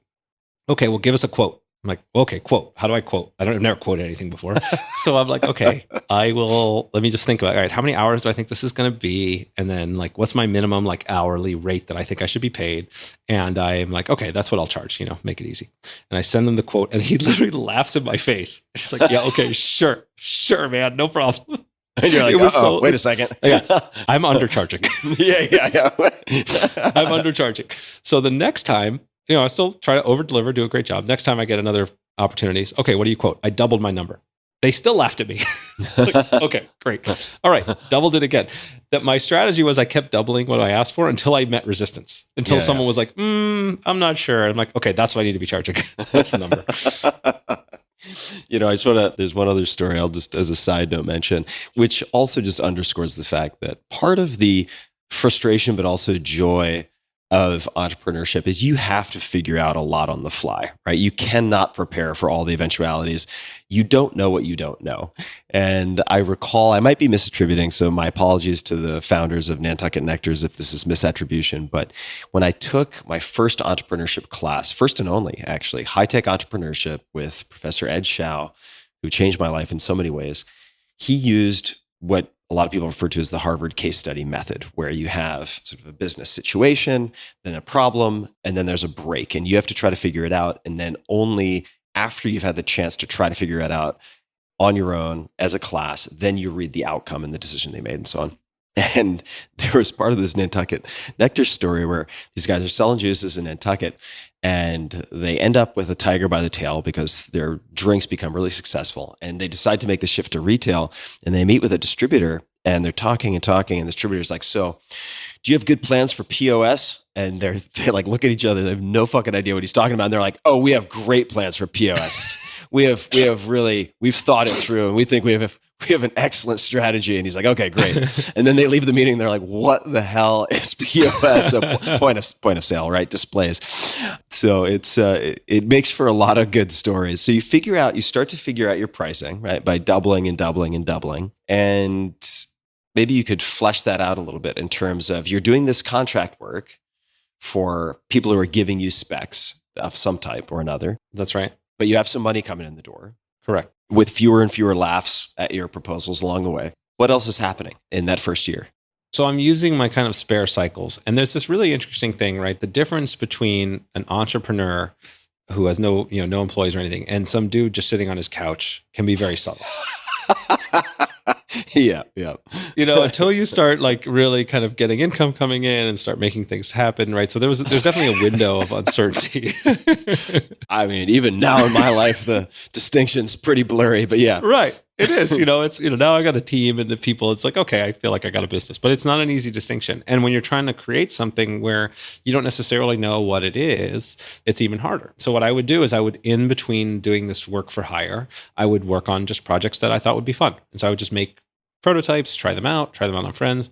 And I remember it was actually with Ascension where I didn't make Ascension specifically to think, oh, I'm going to start a company with this game. I made it because I really wanted that game to exist. I'd played enough of Dominion and I was missing something I really, really wanted.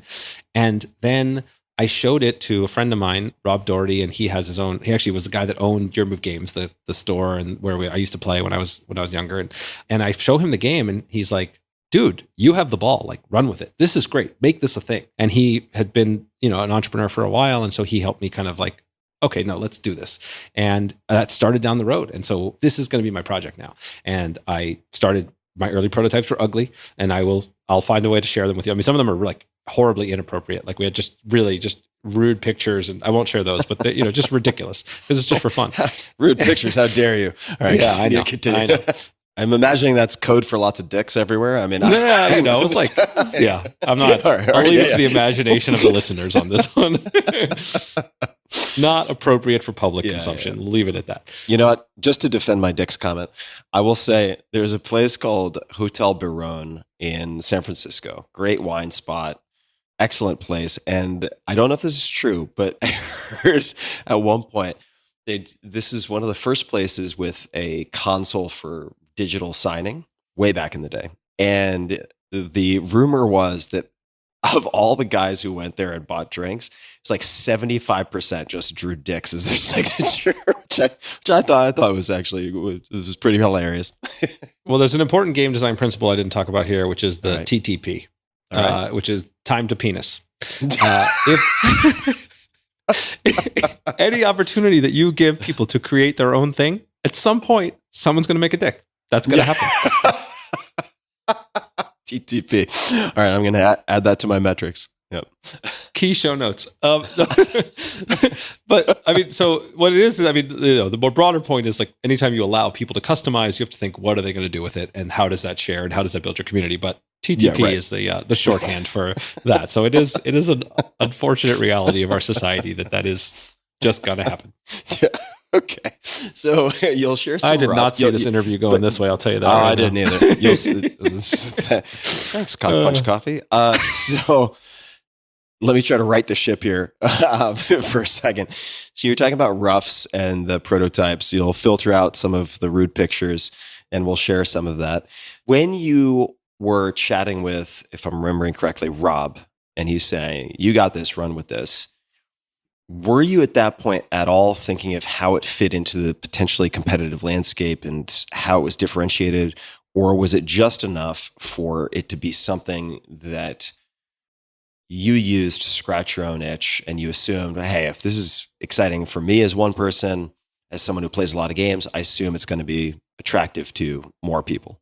So 3 things, right? 1, absolutely, it has to scratch my own itch, and I have to love it. I loved it. I wanted to see it exist. All of my most successful projects by far are the things that I make for me and that I really want, and then I know they're going to be great. So that's, I think, really important. 2, I do not chase trends. I hate chasing trends. In fact, every time I've tried to chase a trend, it's been unsuccessful. The idea of like, I'm trying to build something for some hypothetical, I think this is hot right now, has never worked. However, there's a third point here, which is important, which is it can't be just about you. And so the rule I like to use is I will show the game to people and I'll prototype it and test it. And when people start asking me to play again without me prompting them, that's when I know I've got something. So it's not just me. That's why like Rob, who I respect a lot, he was like, no, this is great. Like play again. And I would show it to some other game designer friends and show it to some other people. And they're like, no, this is great. So as you're going through, you're getting like a wider and wider sphere of feedback that's helping you move forward.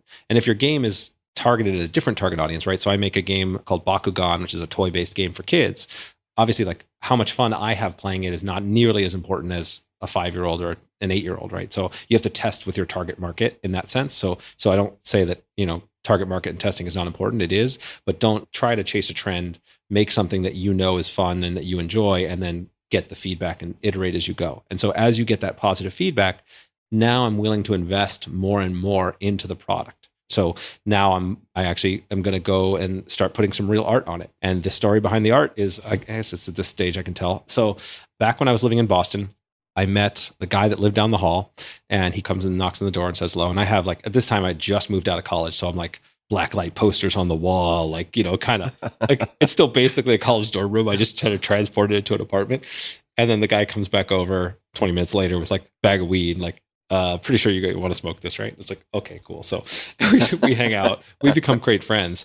And he actually, it turns out, is an incredible artist. His name's Eric Saby. And, whatever, we became friends. I have one of his art pieces on not on my wall anymore, but in storage now. But it's on the wall of my dad's place. I didn't put that one in storage.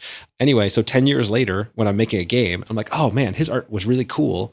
I'm going to call him up. And I called him up and said, hey, would you want to make art for my game? And I built the IP and the story around his style because I knew I could get this batch of art without having to pay for like a whole new artist and new things because he'd already made it. So I could pay him less, and he was a good friend and he hooked it up. And so now I start bringing art into the game and figuring out how you can use what's around and build a lore and build a style around what's available. Okay, now we've made some art. Now we've got some cool looking cards. So I'm investing a little bit more. And then I take it to a convention called Gamma, which is a Game Manufacturers Association event. It's like an industry insider tabletop game thing. So publishers and retailers and distributors are all there. So not a public show. And I get a little booth and I bring my little fake prototype there. And I realized actually, as I was going to the show, that I didn't have in the game, you get what's called honor, which is like victory points basically. And I forgot to make anything that you track. How do you track how many points you get, how many honor you get? And I was like, oh man, what do we do? And I went to a Michael's store, like a little craft store. Craft store, yes, thank you. And they had these little beads, these little plastic fishbowl beads, and they're all oddly shaped. It's like, all right, whatever, let's try these. I'll just use these for the prototype.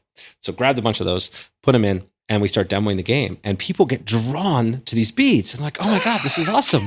Like crows finding a shiny button. Yes, exactly. They're super shiny. And they come over and like, are these, they play the game. They like the game. It's like, oh, this is awesome. These are going to be in the game, right? I was like, yes, they are. This is like the POS example you gave earlier, right? I have no idea how to get these things. I have no idea how to make them. I don't know what's going, but they are definitely in the game. So that show, the response was so overwhelming. Like the people loved it. Stores wanted to order it. Distributors wanted to order it. So now all of a sudden it's like, okay, now I'm going to literally, I'm all in, right? I literally put my entire life savings now, all the extra that I'd saved up to print at the time was 10,000 units of the game, which is pretty crazy. Probably a little Sounds over. like a lot of units. Yeah. It was a lot of units. Yeah, most times people are going to start a new game. It's like you print 1,000 units. Maybe you better hope to God you don't have a manufacturing anomaly, right? Like yes. Oh, dude, I was nightmare stories around that for sure. That's a whole different beast. But again, this is not like I had worked with manufacturers before. I had made games working for another company, so this part wasn't totally new to me. And I wouldn't have put all of that money into the thing. I used to joke, if this doesn't work, I'm going to have to build a house out of Ascension boxes. That's pretty much all I got. But I wasn't, again, just to demystify the risk, right? I had gotten so much positive feedback. I had stores and distributors already waiting to order the thing. So now it's like, okay, it's willing to put the money in and take a risk. Yeah. And also, just for folks who are unaware, I mean, there are all sorts of ways to potentially finance things if you have that demonstrated demand. I'm not suggesting this. You got to do your own diligence on these things, but like invoice factoring, right? Like if you have people who are pledging and signing whatever it is, letters of intent or something more binding to purchase a certain quantity, you can use that with manufacturers to then get finance terms. And there are companies that independently do this as well. So there are ways to work around it. My question that I want to ask next is related to Gamma. How many exhibitors or people with games like yourself, game developers, were there at this show? Actually, it's not, we don't even need to be specific to game developers. Like how many booths or exhibits were at this show? At the time, I think it was like about 30. Okay. Oh, okay. Now it's probably, it's not huge, now it's bigger, maybe 2 or 3 times that, but it's not like, it's less than 100.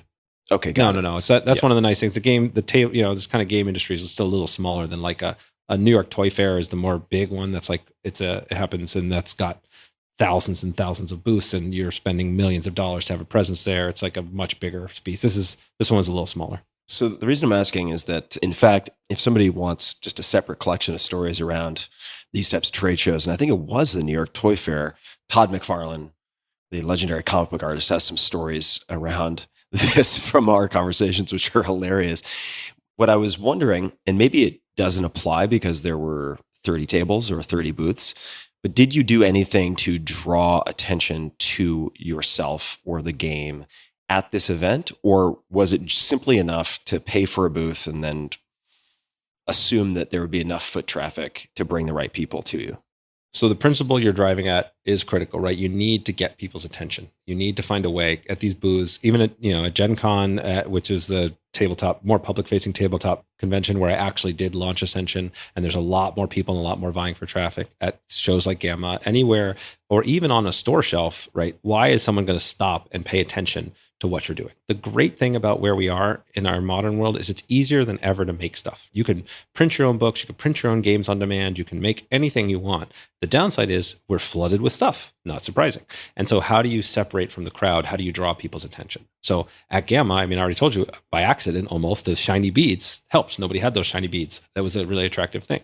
But I also invested in a video drop. Like I had a TV screen and I made like a little cool rotating loop showing the things, and most people there didn't do that. And so finding something that draws people's eye and brings them in. So it can be a cool, unique component. It can be a cool, giant visual. It can be, I had a game I launched years later called Bad Beats, Beets. It's a kind of play on the poker term of bad beats, but with actual beats. I had someone dress in a giant beat costume. I put one of my team members into a giant beat costume. Yeah, it's gimmicky, but it worked, right? So if you have a great product, it doesn't matter if nobody ever looks at it. And also, all the gimmicks in the world won't help you if you don't have a great product. So step one, have something great. Step two, have a reason for people to pay attention to you. The workshopping, attention grabbing in real life, I think, is really undervalued in today's increasingly digital world. And this applies to, for instance, workshopping book material by giving speaking engagements, even to a very small group. You'll figure out very quickly what works and what doesn't, what's confusing and what isn't, what people will remember versus what they immediately forget or didn't even pay attention to in the first place. And the trade show stories are bringing back memories, because I recall when I, back in my former life, had my sports nutrition company, and I would go to these trade shows. And as you know, I have to imagine this is true for these other trade shows. Once you get there, you are a captive audience. And if you want a chair, it's like, oh yeah, you can rent a chair for $300 for, a day. And I was just going in somewhat naive because I paid the exhibitor fee, and I was like, oh great, I'll figure out the rest. Shouldn't be too bad. But it was pretty bad. So I remember trying to figure out how to draw attention. And at one particular trade show, I had next to no budget, because there were a couple of things that were mandatory that you had to rent, which struck me as a little bizarre, but it exhausted my budget. So what I ended up doing was also I bought a TV at Best Buy, a big screen that I could return, and I put on highlight reels of Muay Thai kickboxing, right? Because it's definitely going to grab some attention. But to provide a little context, this was it was a strongman / sports event. It was kind of like the Arnold Classic in Columbus. For people who might know that, it's a huge event. This was much smaller, but there were a lot of athletes and competitors and so on milling about. And I also brought, I think it was 4 or 5 of these hand grippers called the Captains of Crush, which are incredibly and increasingly difficult to close depending on the poundage, to the extent that some of them are so difficult that there are maybe 5 or 6 people or 12 people in the world who at that time could close whatever the highest rated Captains of Crush was. So I laid those out for people to test with all these athletes milling about, and then put this video up. Ended up getting the couch and chairs at a Goodwill, and I had to bribe a guy to help me with his truck to get it over there. Oh yeah. And it ended up being a really hilarious experience, but it taught me a lot about what worked and what didn't. And I was able to iterate because it was a multi-day event. And taking a step back for a second, and then I want to come back to Ascension and all the adventures there. What have you learned about good playtesting versus not terribly effective playtesting? And what I mean by that is, when you're providing your game to people, certainly one pass-fail is, do they want to play it past the point that you need them to play it? That's sort of like the Viagra test, right? Like they put it, send it out to test patients for whatever it was, hypotension, hypertension, something like that. And then lo and behold, all of these guys over the age of X didn't want to send back their medication. And it's like, interesting. Let's look at that. And that's how Viagra came to be in its current iteration. But there's that. And the reason I'm asking this, I know this is going to be a very long paragraph of a question, is that when I am doing the equivalent with my books and chapters, there are definitely better and worse ways to elicit feedback.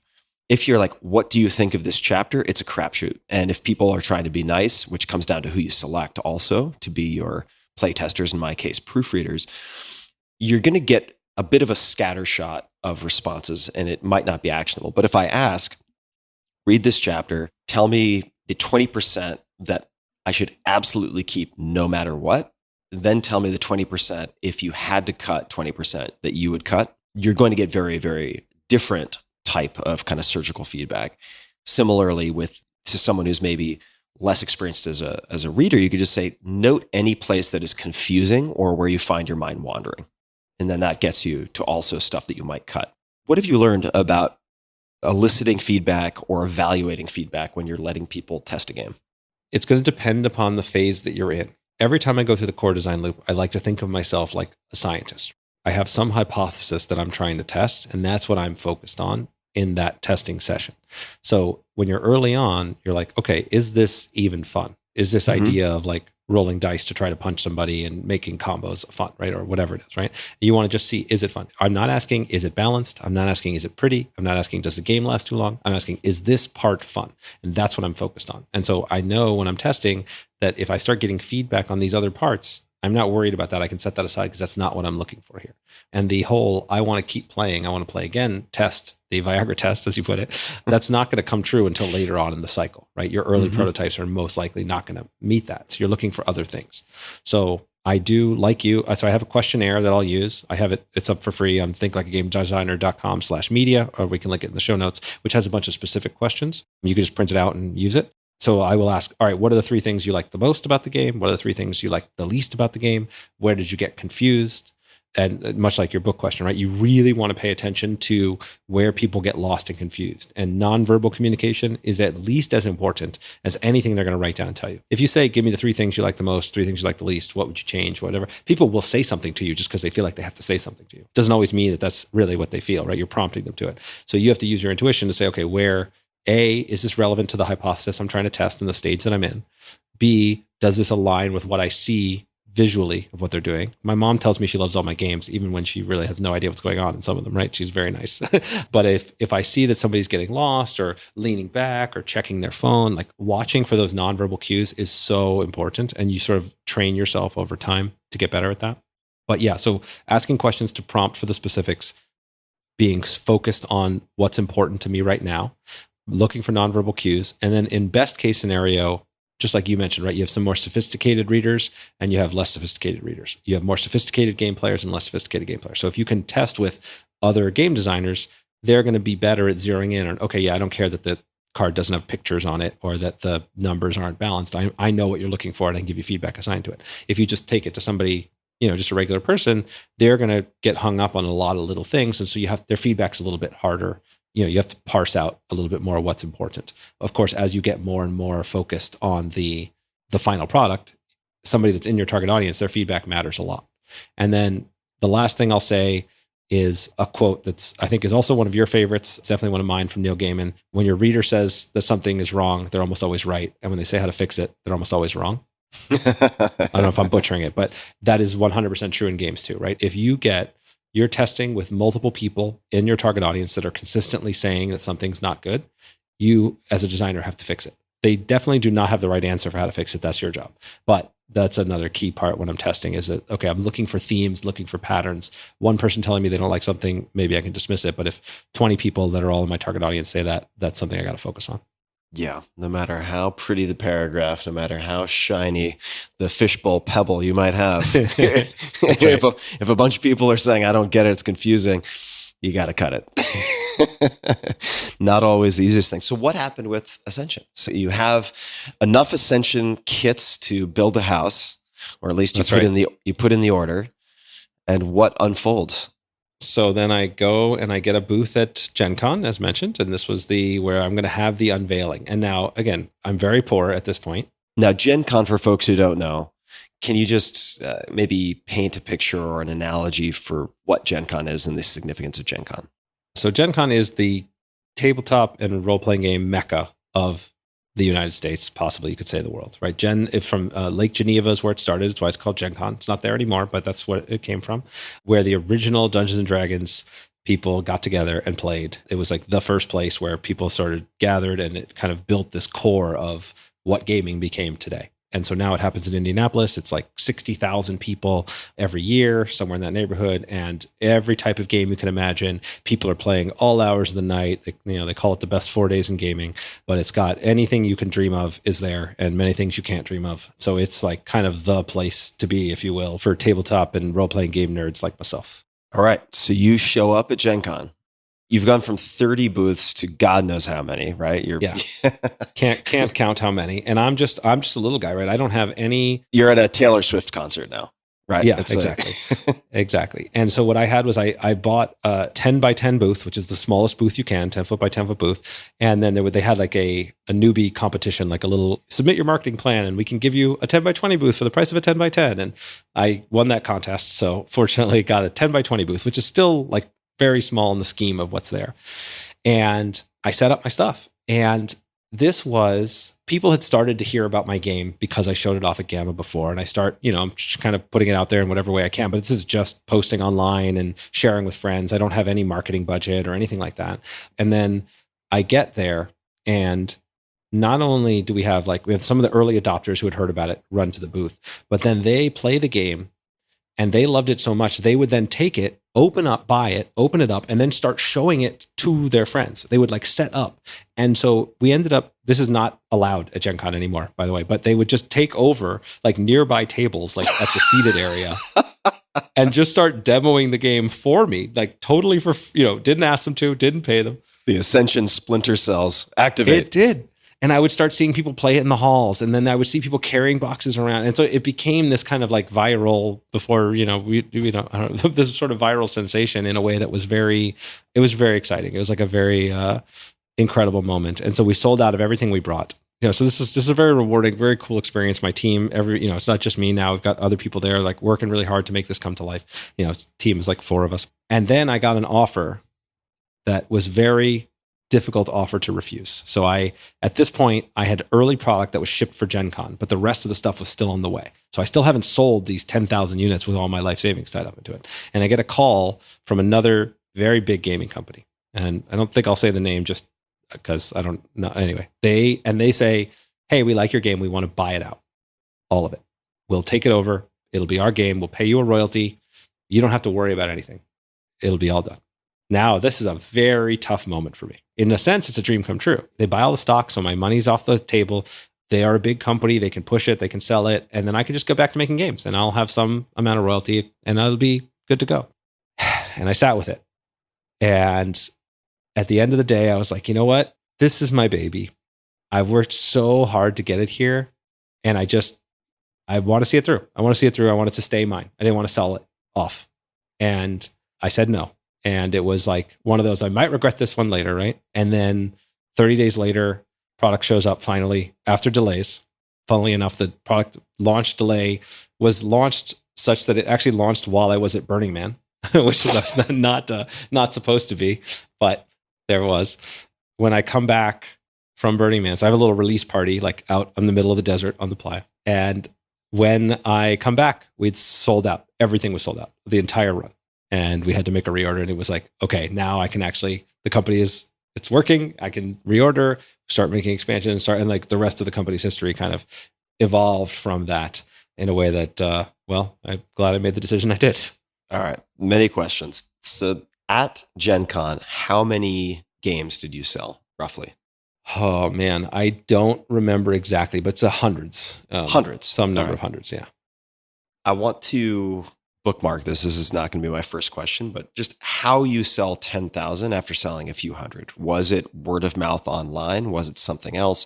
Just what factors you think contributed to that? Because it's not an immediate, obvious outcome, at least not for me listening to the story.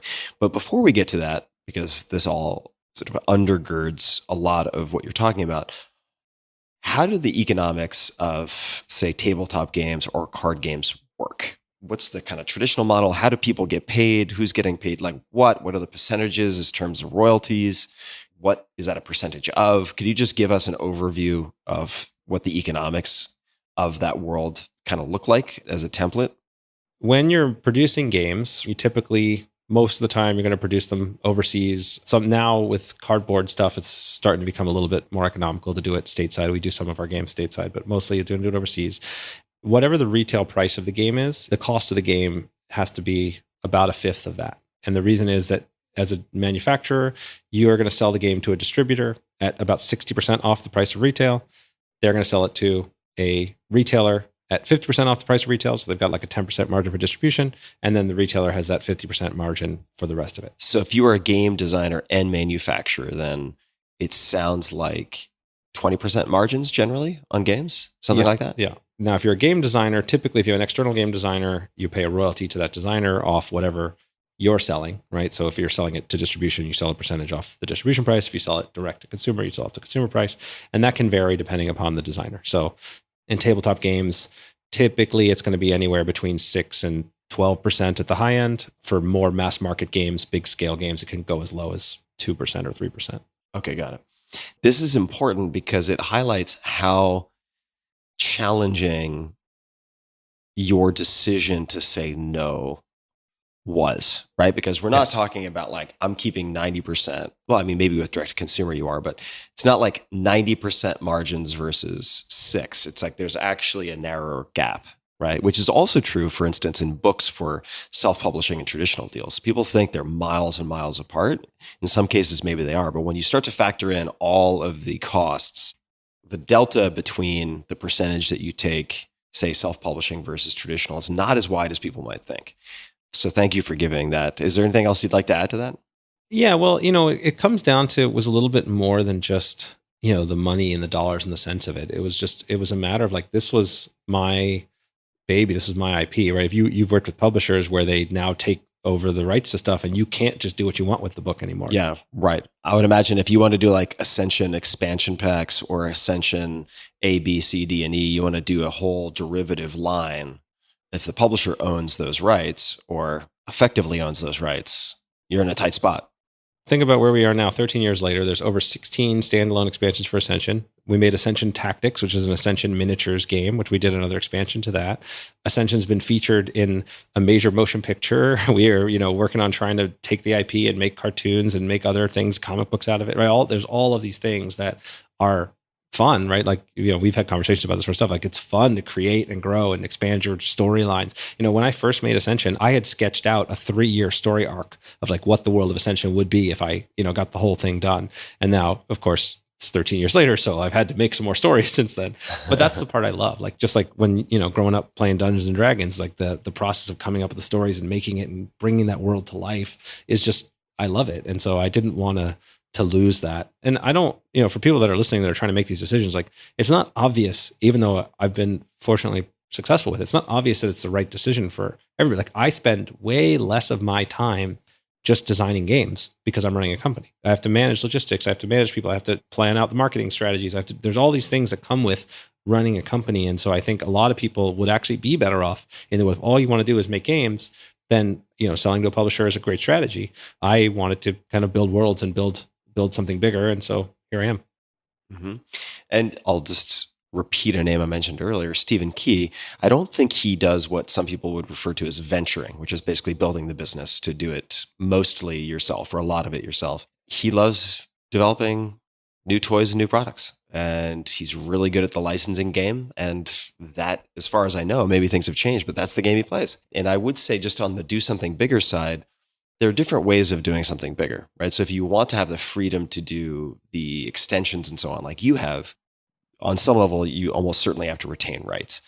But for a product developer who doesn't have the business know-how or doesn't want to develop it, doesn't want to spend time that way, licensing to a gigantic company that has a global footprint and distribution could be the perfect path or the best available path for making a large impact in terms of distribution and putting a spin on the ball of culture.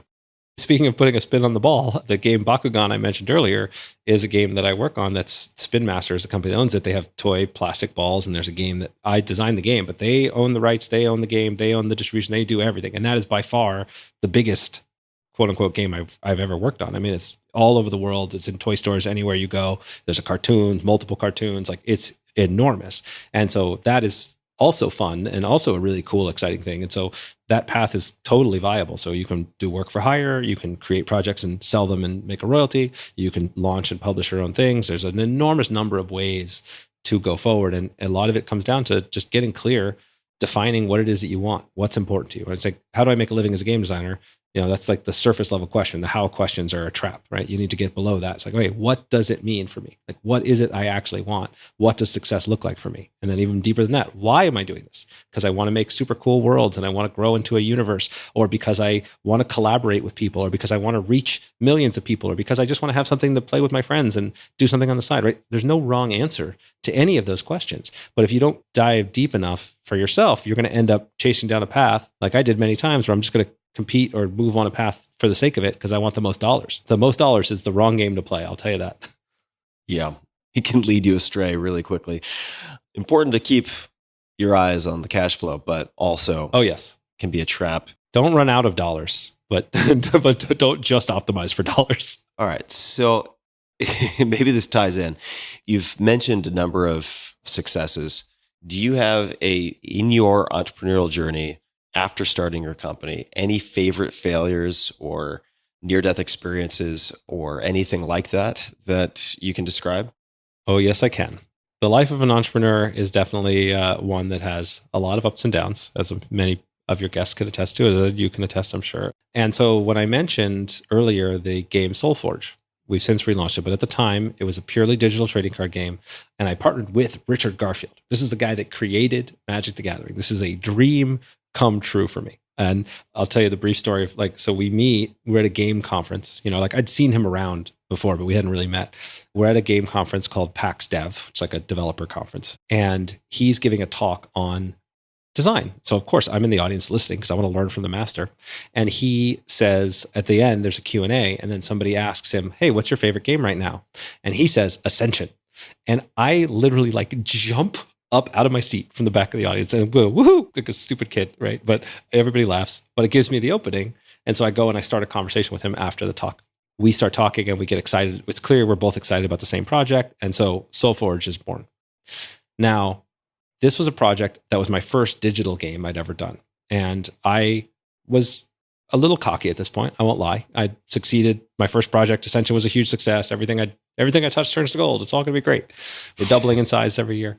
And we do a crowdfund. And I thought it was going to cost like $250,000 to make that game.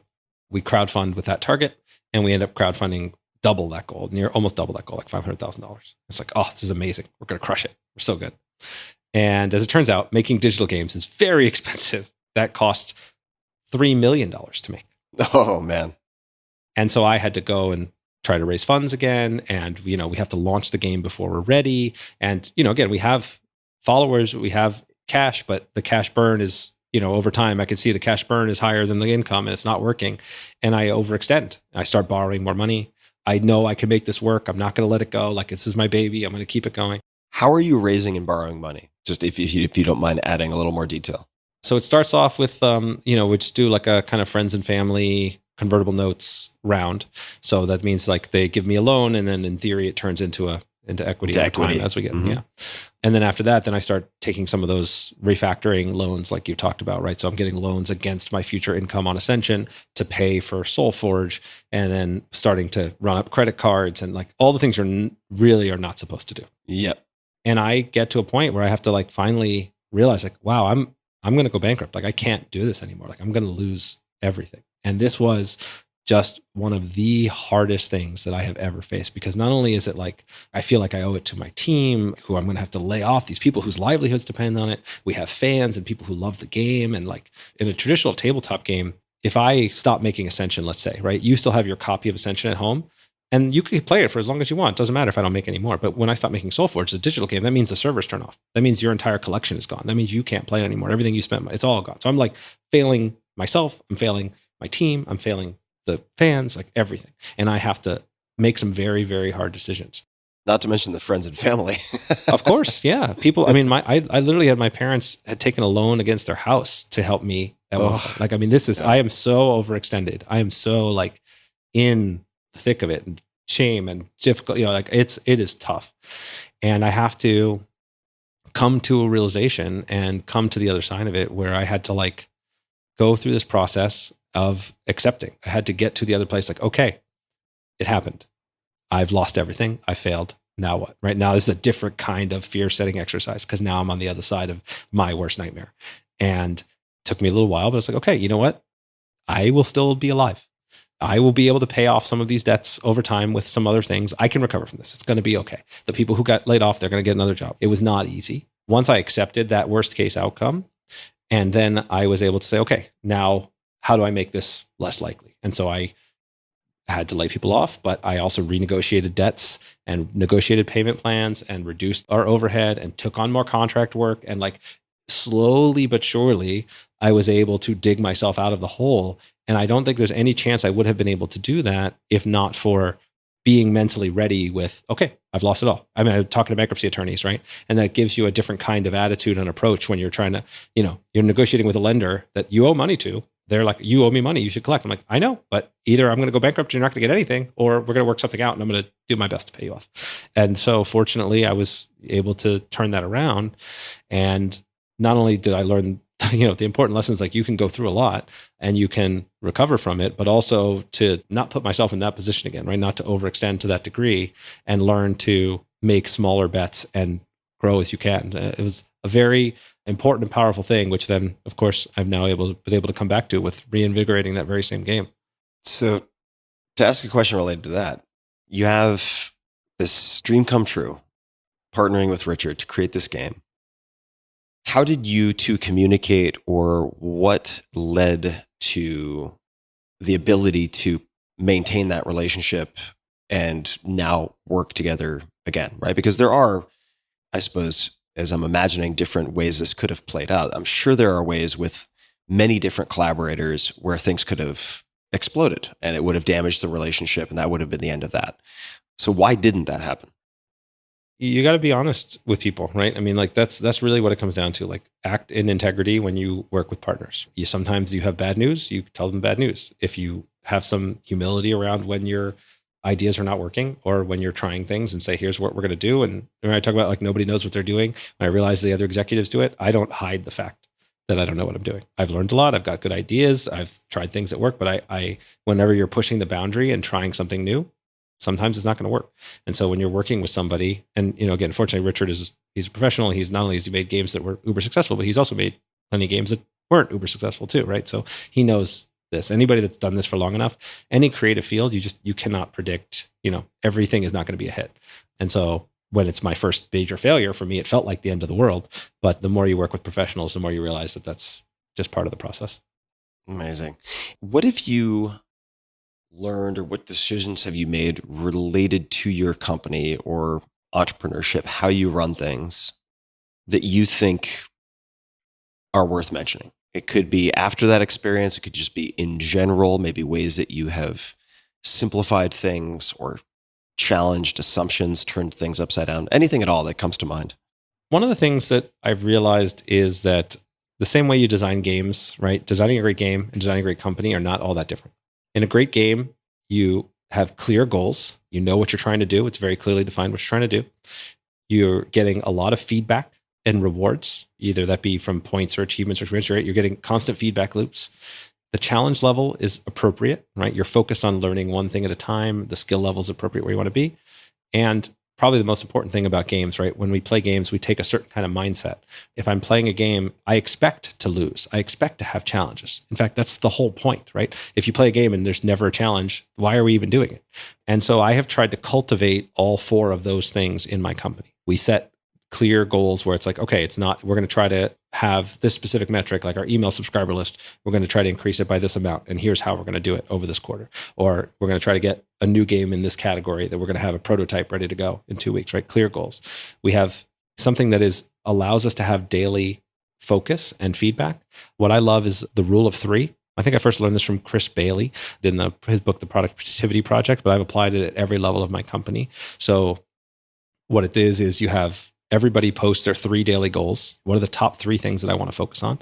And 3 is really important because we all have an infinite laundry list of stuff to do. We're never going to finish our to-do list. But if you can finish your most important 3 things, you can make an enormous amount of progress. And we scale that to every level of the company. So every team, we have 3 weekly goals, we have monthly goals, we have quarterly goals. And so everything kind of scales down. And I even built this into my own personal life. Like I have a thing, the Level Up Journal, which I've made, which I've got, it just has a journal that just fits in your pocket and has 3 goals, 3 habits, and then a little gratitude practice. And so every piece of it by focusing on very few things and making those the priority, it makes a big difference.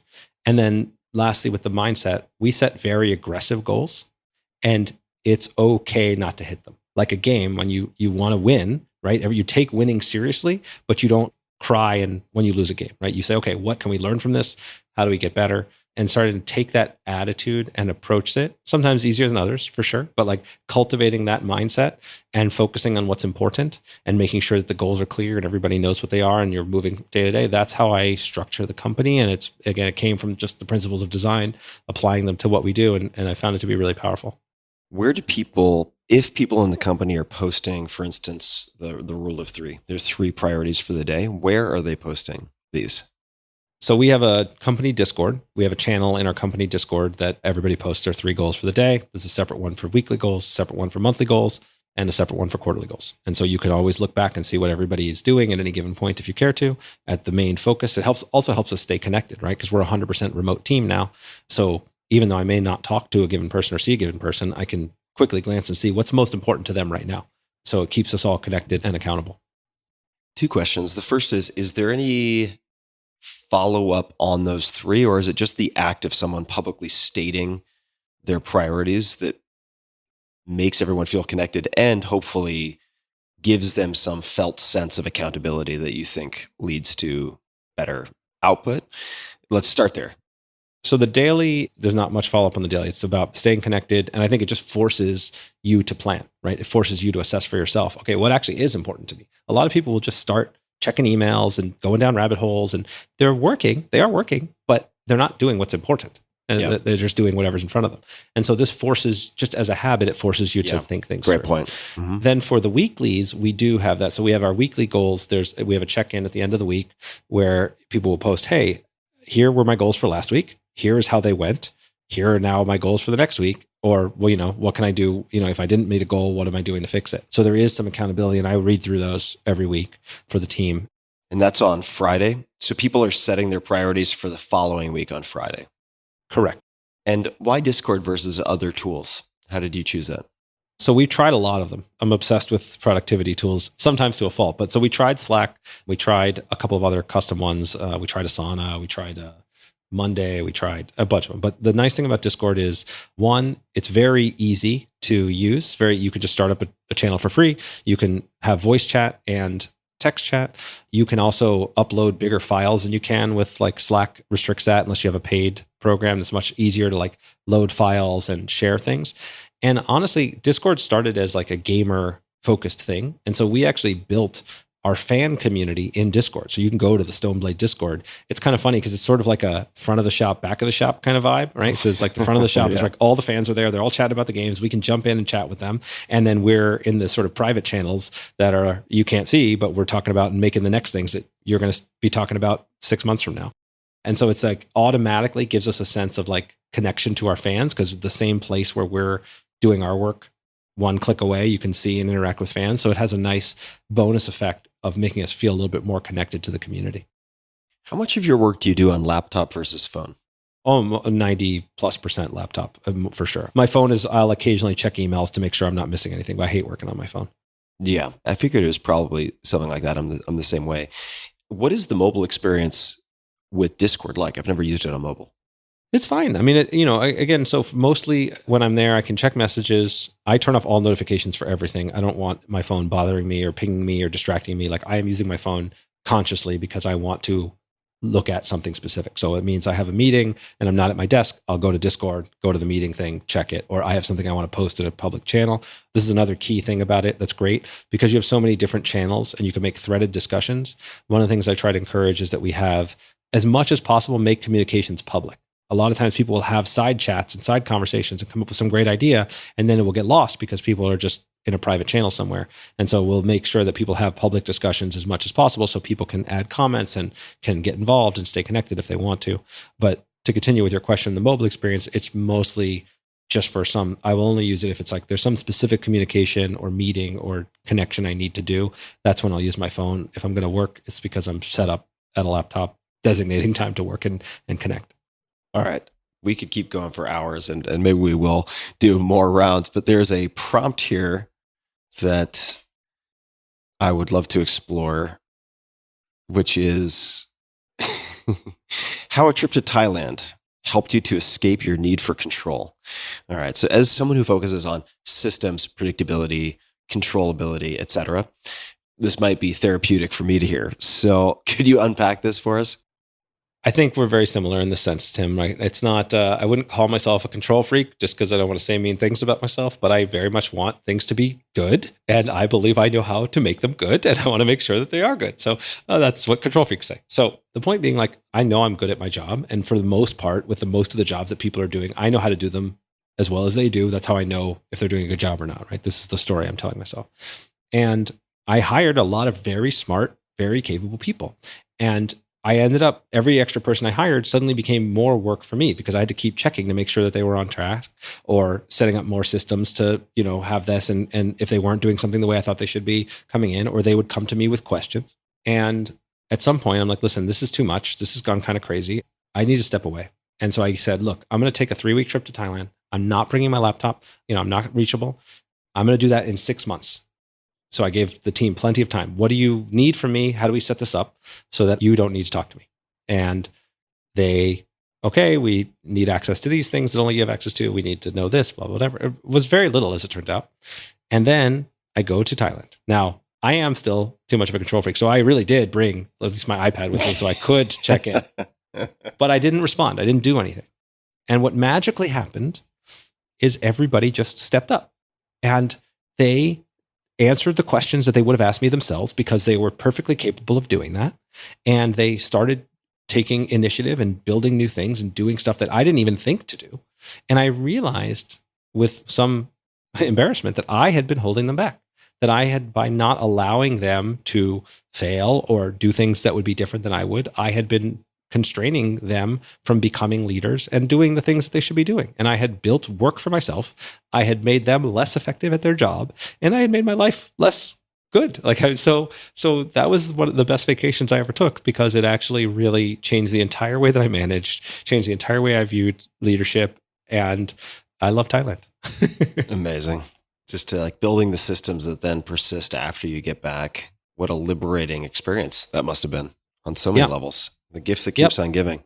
No, it's something you talk about a lot, and it cannot be underestimated, right? What is it? So you asked the question, right? What would it take for me to let go? What would have to be true for you to be willing to not get into this? It could be some key metric that you care about that they have to report. It could be that they have to stay within a certain budget. It could be that in reality, you're just making up stories of, oh, well, I just feel like I need it.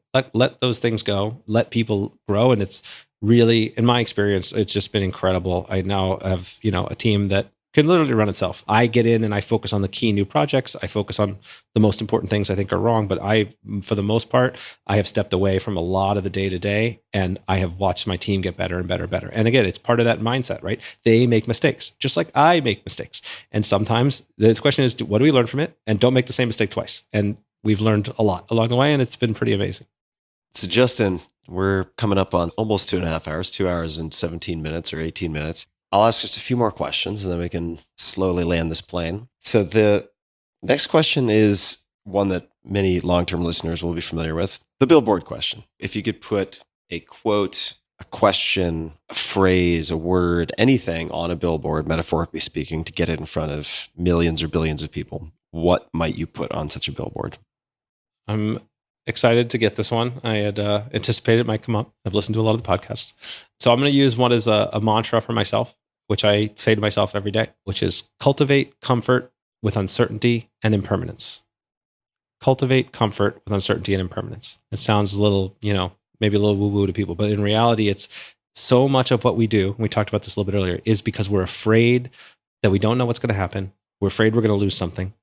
And the truth is, you never know what's going to happen, and you're going to lose everything.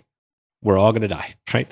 And if you can just be okay in that space of not knowing, the control freak piece of it, the staying as a lawyer or a safer path, and be okay with the fact that things are not going to stay the same all the time, then life gets so much easier. And whether it be your creative path or your relationships or anything, like that has been one of the most powerful things for me personally. So I'd hope to share that message. That is a perfect place to begin to wrap up. And that is exactly what we're going to do. So Justin, people can find Think Like a Game Designer at thinklikeagamedesigner.com. You mentioned the /media for various things. They can find you on Twitter at Justin_Gary. Any other websites that you would like to mention or places you'd like to point people to? Yeah, sure. You can come to stoneblade.com is for my games. If you want to pick up any of my games or join our Discord, there's a link there. And myself and my team are all there chatting. So you can chat with me on Twitter and on the Discord. I love, talking with people that have design and creativity questions. So always happy to help. This has been so much fun, Tim. It's such a blast. People take them up on it. I highly, highly encourage you to engage. And thank you, Justin, for taking so much time. I'm glad we were able to finally make this happen. Really took so many notes, so lots to follow up on personally. And to everybody listening, thank you for tuning in. And as always, we will link to everything we discussed and probably much more in the show notes, tim.blog/podcast. So you can just search Justin, and I'm sure that this will be one episode of very few, maybe the only, that pops up. So you'll be able to find everything there.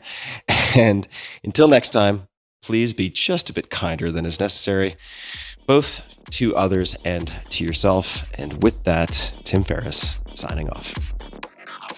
Hey guys, this is Tim again. Just one more thing before you take off, and that is 5 Bullet Friday. Would you enjoy getting a short email from me every Friday that provides a little fun before the weekend? Between 1.5 and 2 million people subscribe to my free newsletter, my super short newsletter called 5 Bullet Friday. Easy to sign up, easy to cancel. It is basically a half page that I send out every Friday to share the coolest things I've found or discovered or have started exploring over that week. It's kind of like my diary of cool things. It often includes articles I'm reading, books I'm reading, albums perhaps, gadgets, gizmos, all sorts of tech tricks and so on that get sent to me by my friends, including a lot of podcast guests. And these strange esoteric things end up in my field, and then I test them, and then I share them with you. So if that sounds fun, again, it's very short, a little tiny bite of goodness before you head off for the weekend, something to think about. If you'd like to try it out, just go to tim.blog/Friday. Type that into your browser, tim.blog/Friday. Drop in your email, and you'll get the very next one. Thanks for listening. This episode is brought to you by AG1, the daily foundational nutritional supplement that supports whole body health. I view AG1 as comprehensive nutritional insurance, and that is nothing new. I actually recommended AG1 in my 2010 bestseller more than a decade ago, The 4-Hour Body, and I did not get paid to do so. I simply loved the product and felt like it was the ultimate nutritionally dense supplement that you could use conveniently while on the run, which is, for me, a lot of the time. I've been using it a very, very long time indeed. And I do get asked a lot what I would take if I could only take one supplement. And the true answer is invariably AG1. It simply covers a ton of bases. I usually drink it in the mornings and frequently take their travel packs with me on the road. So what is AG1?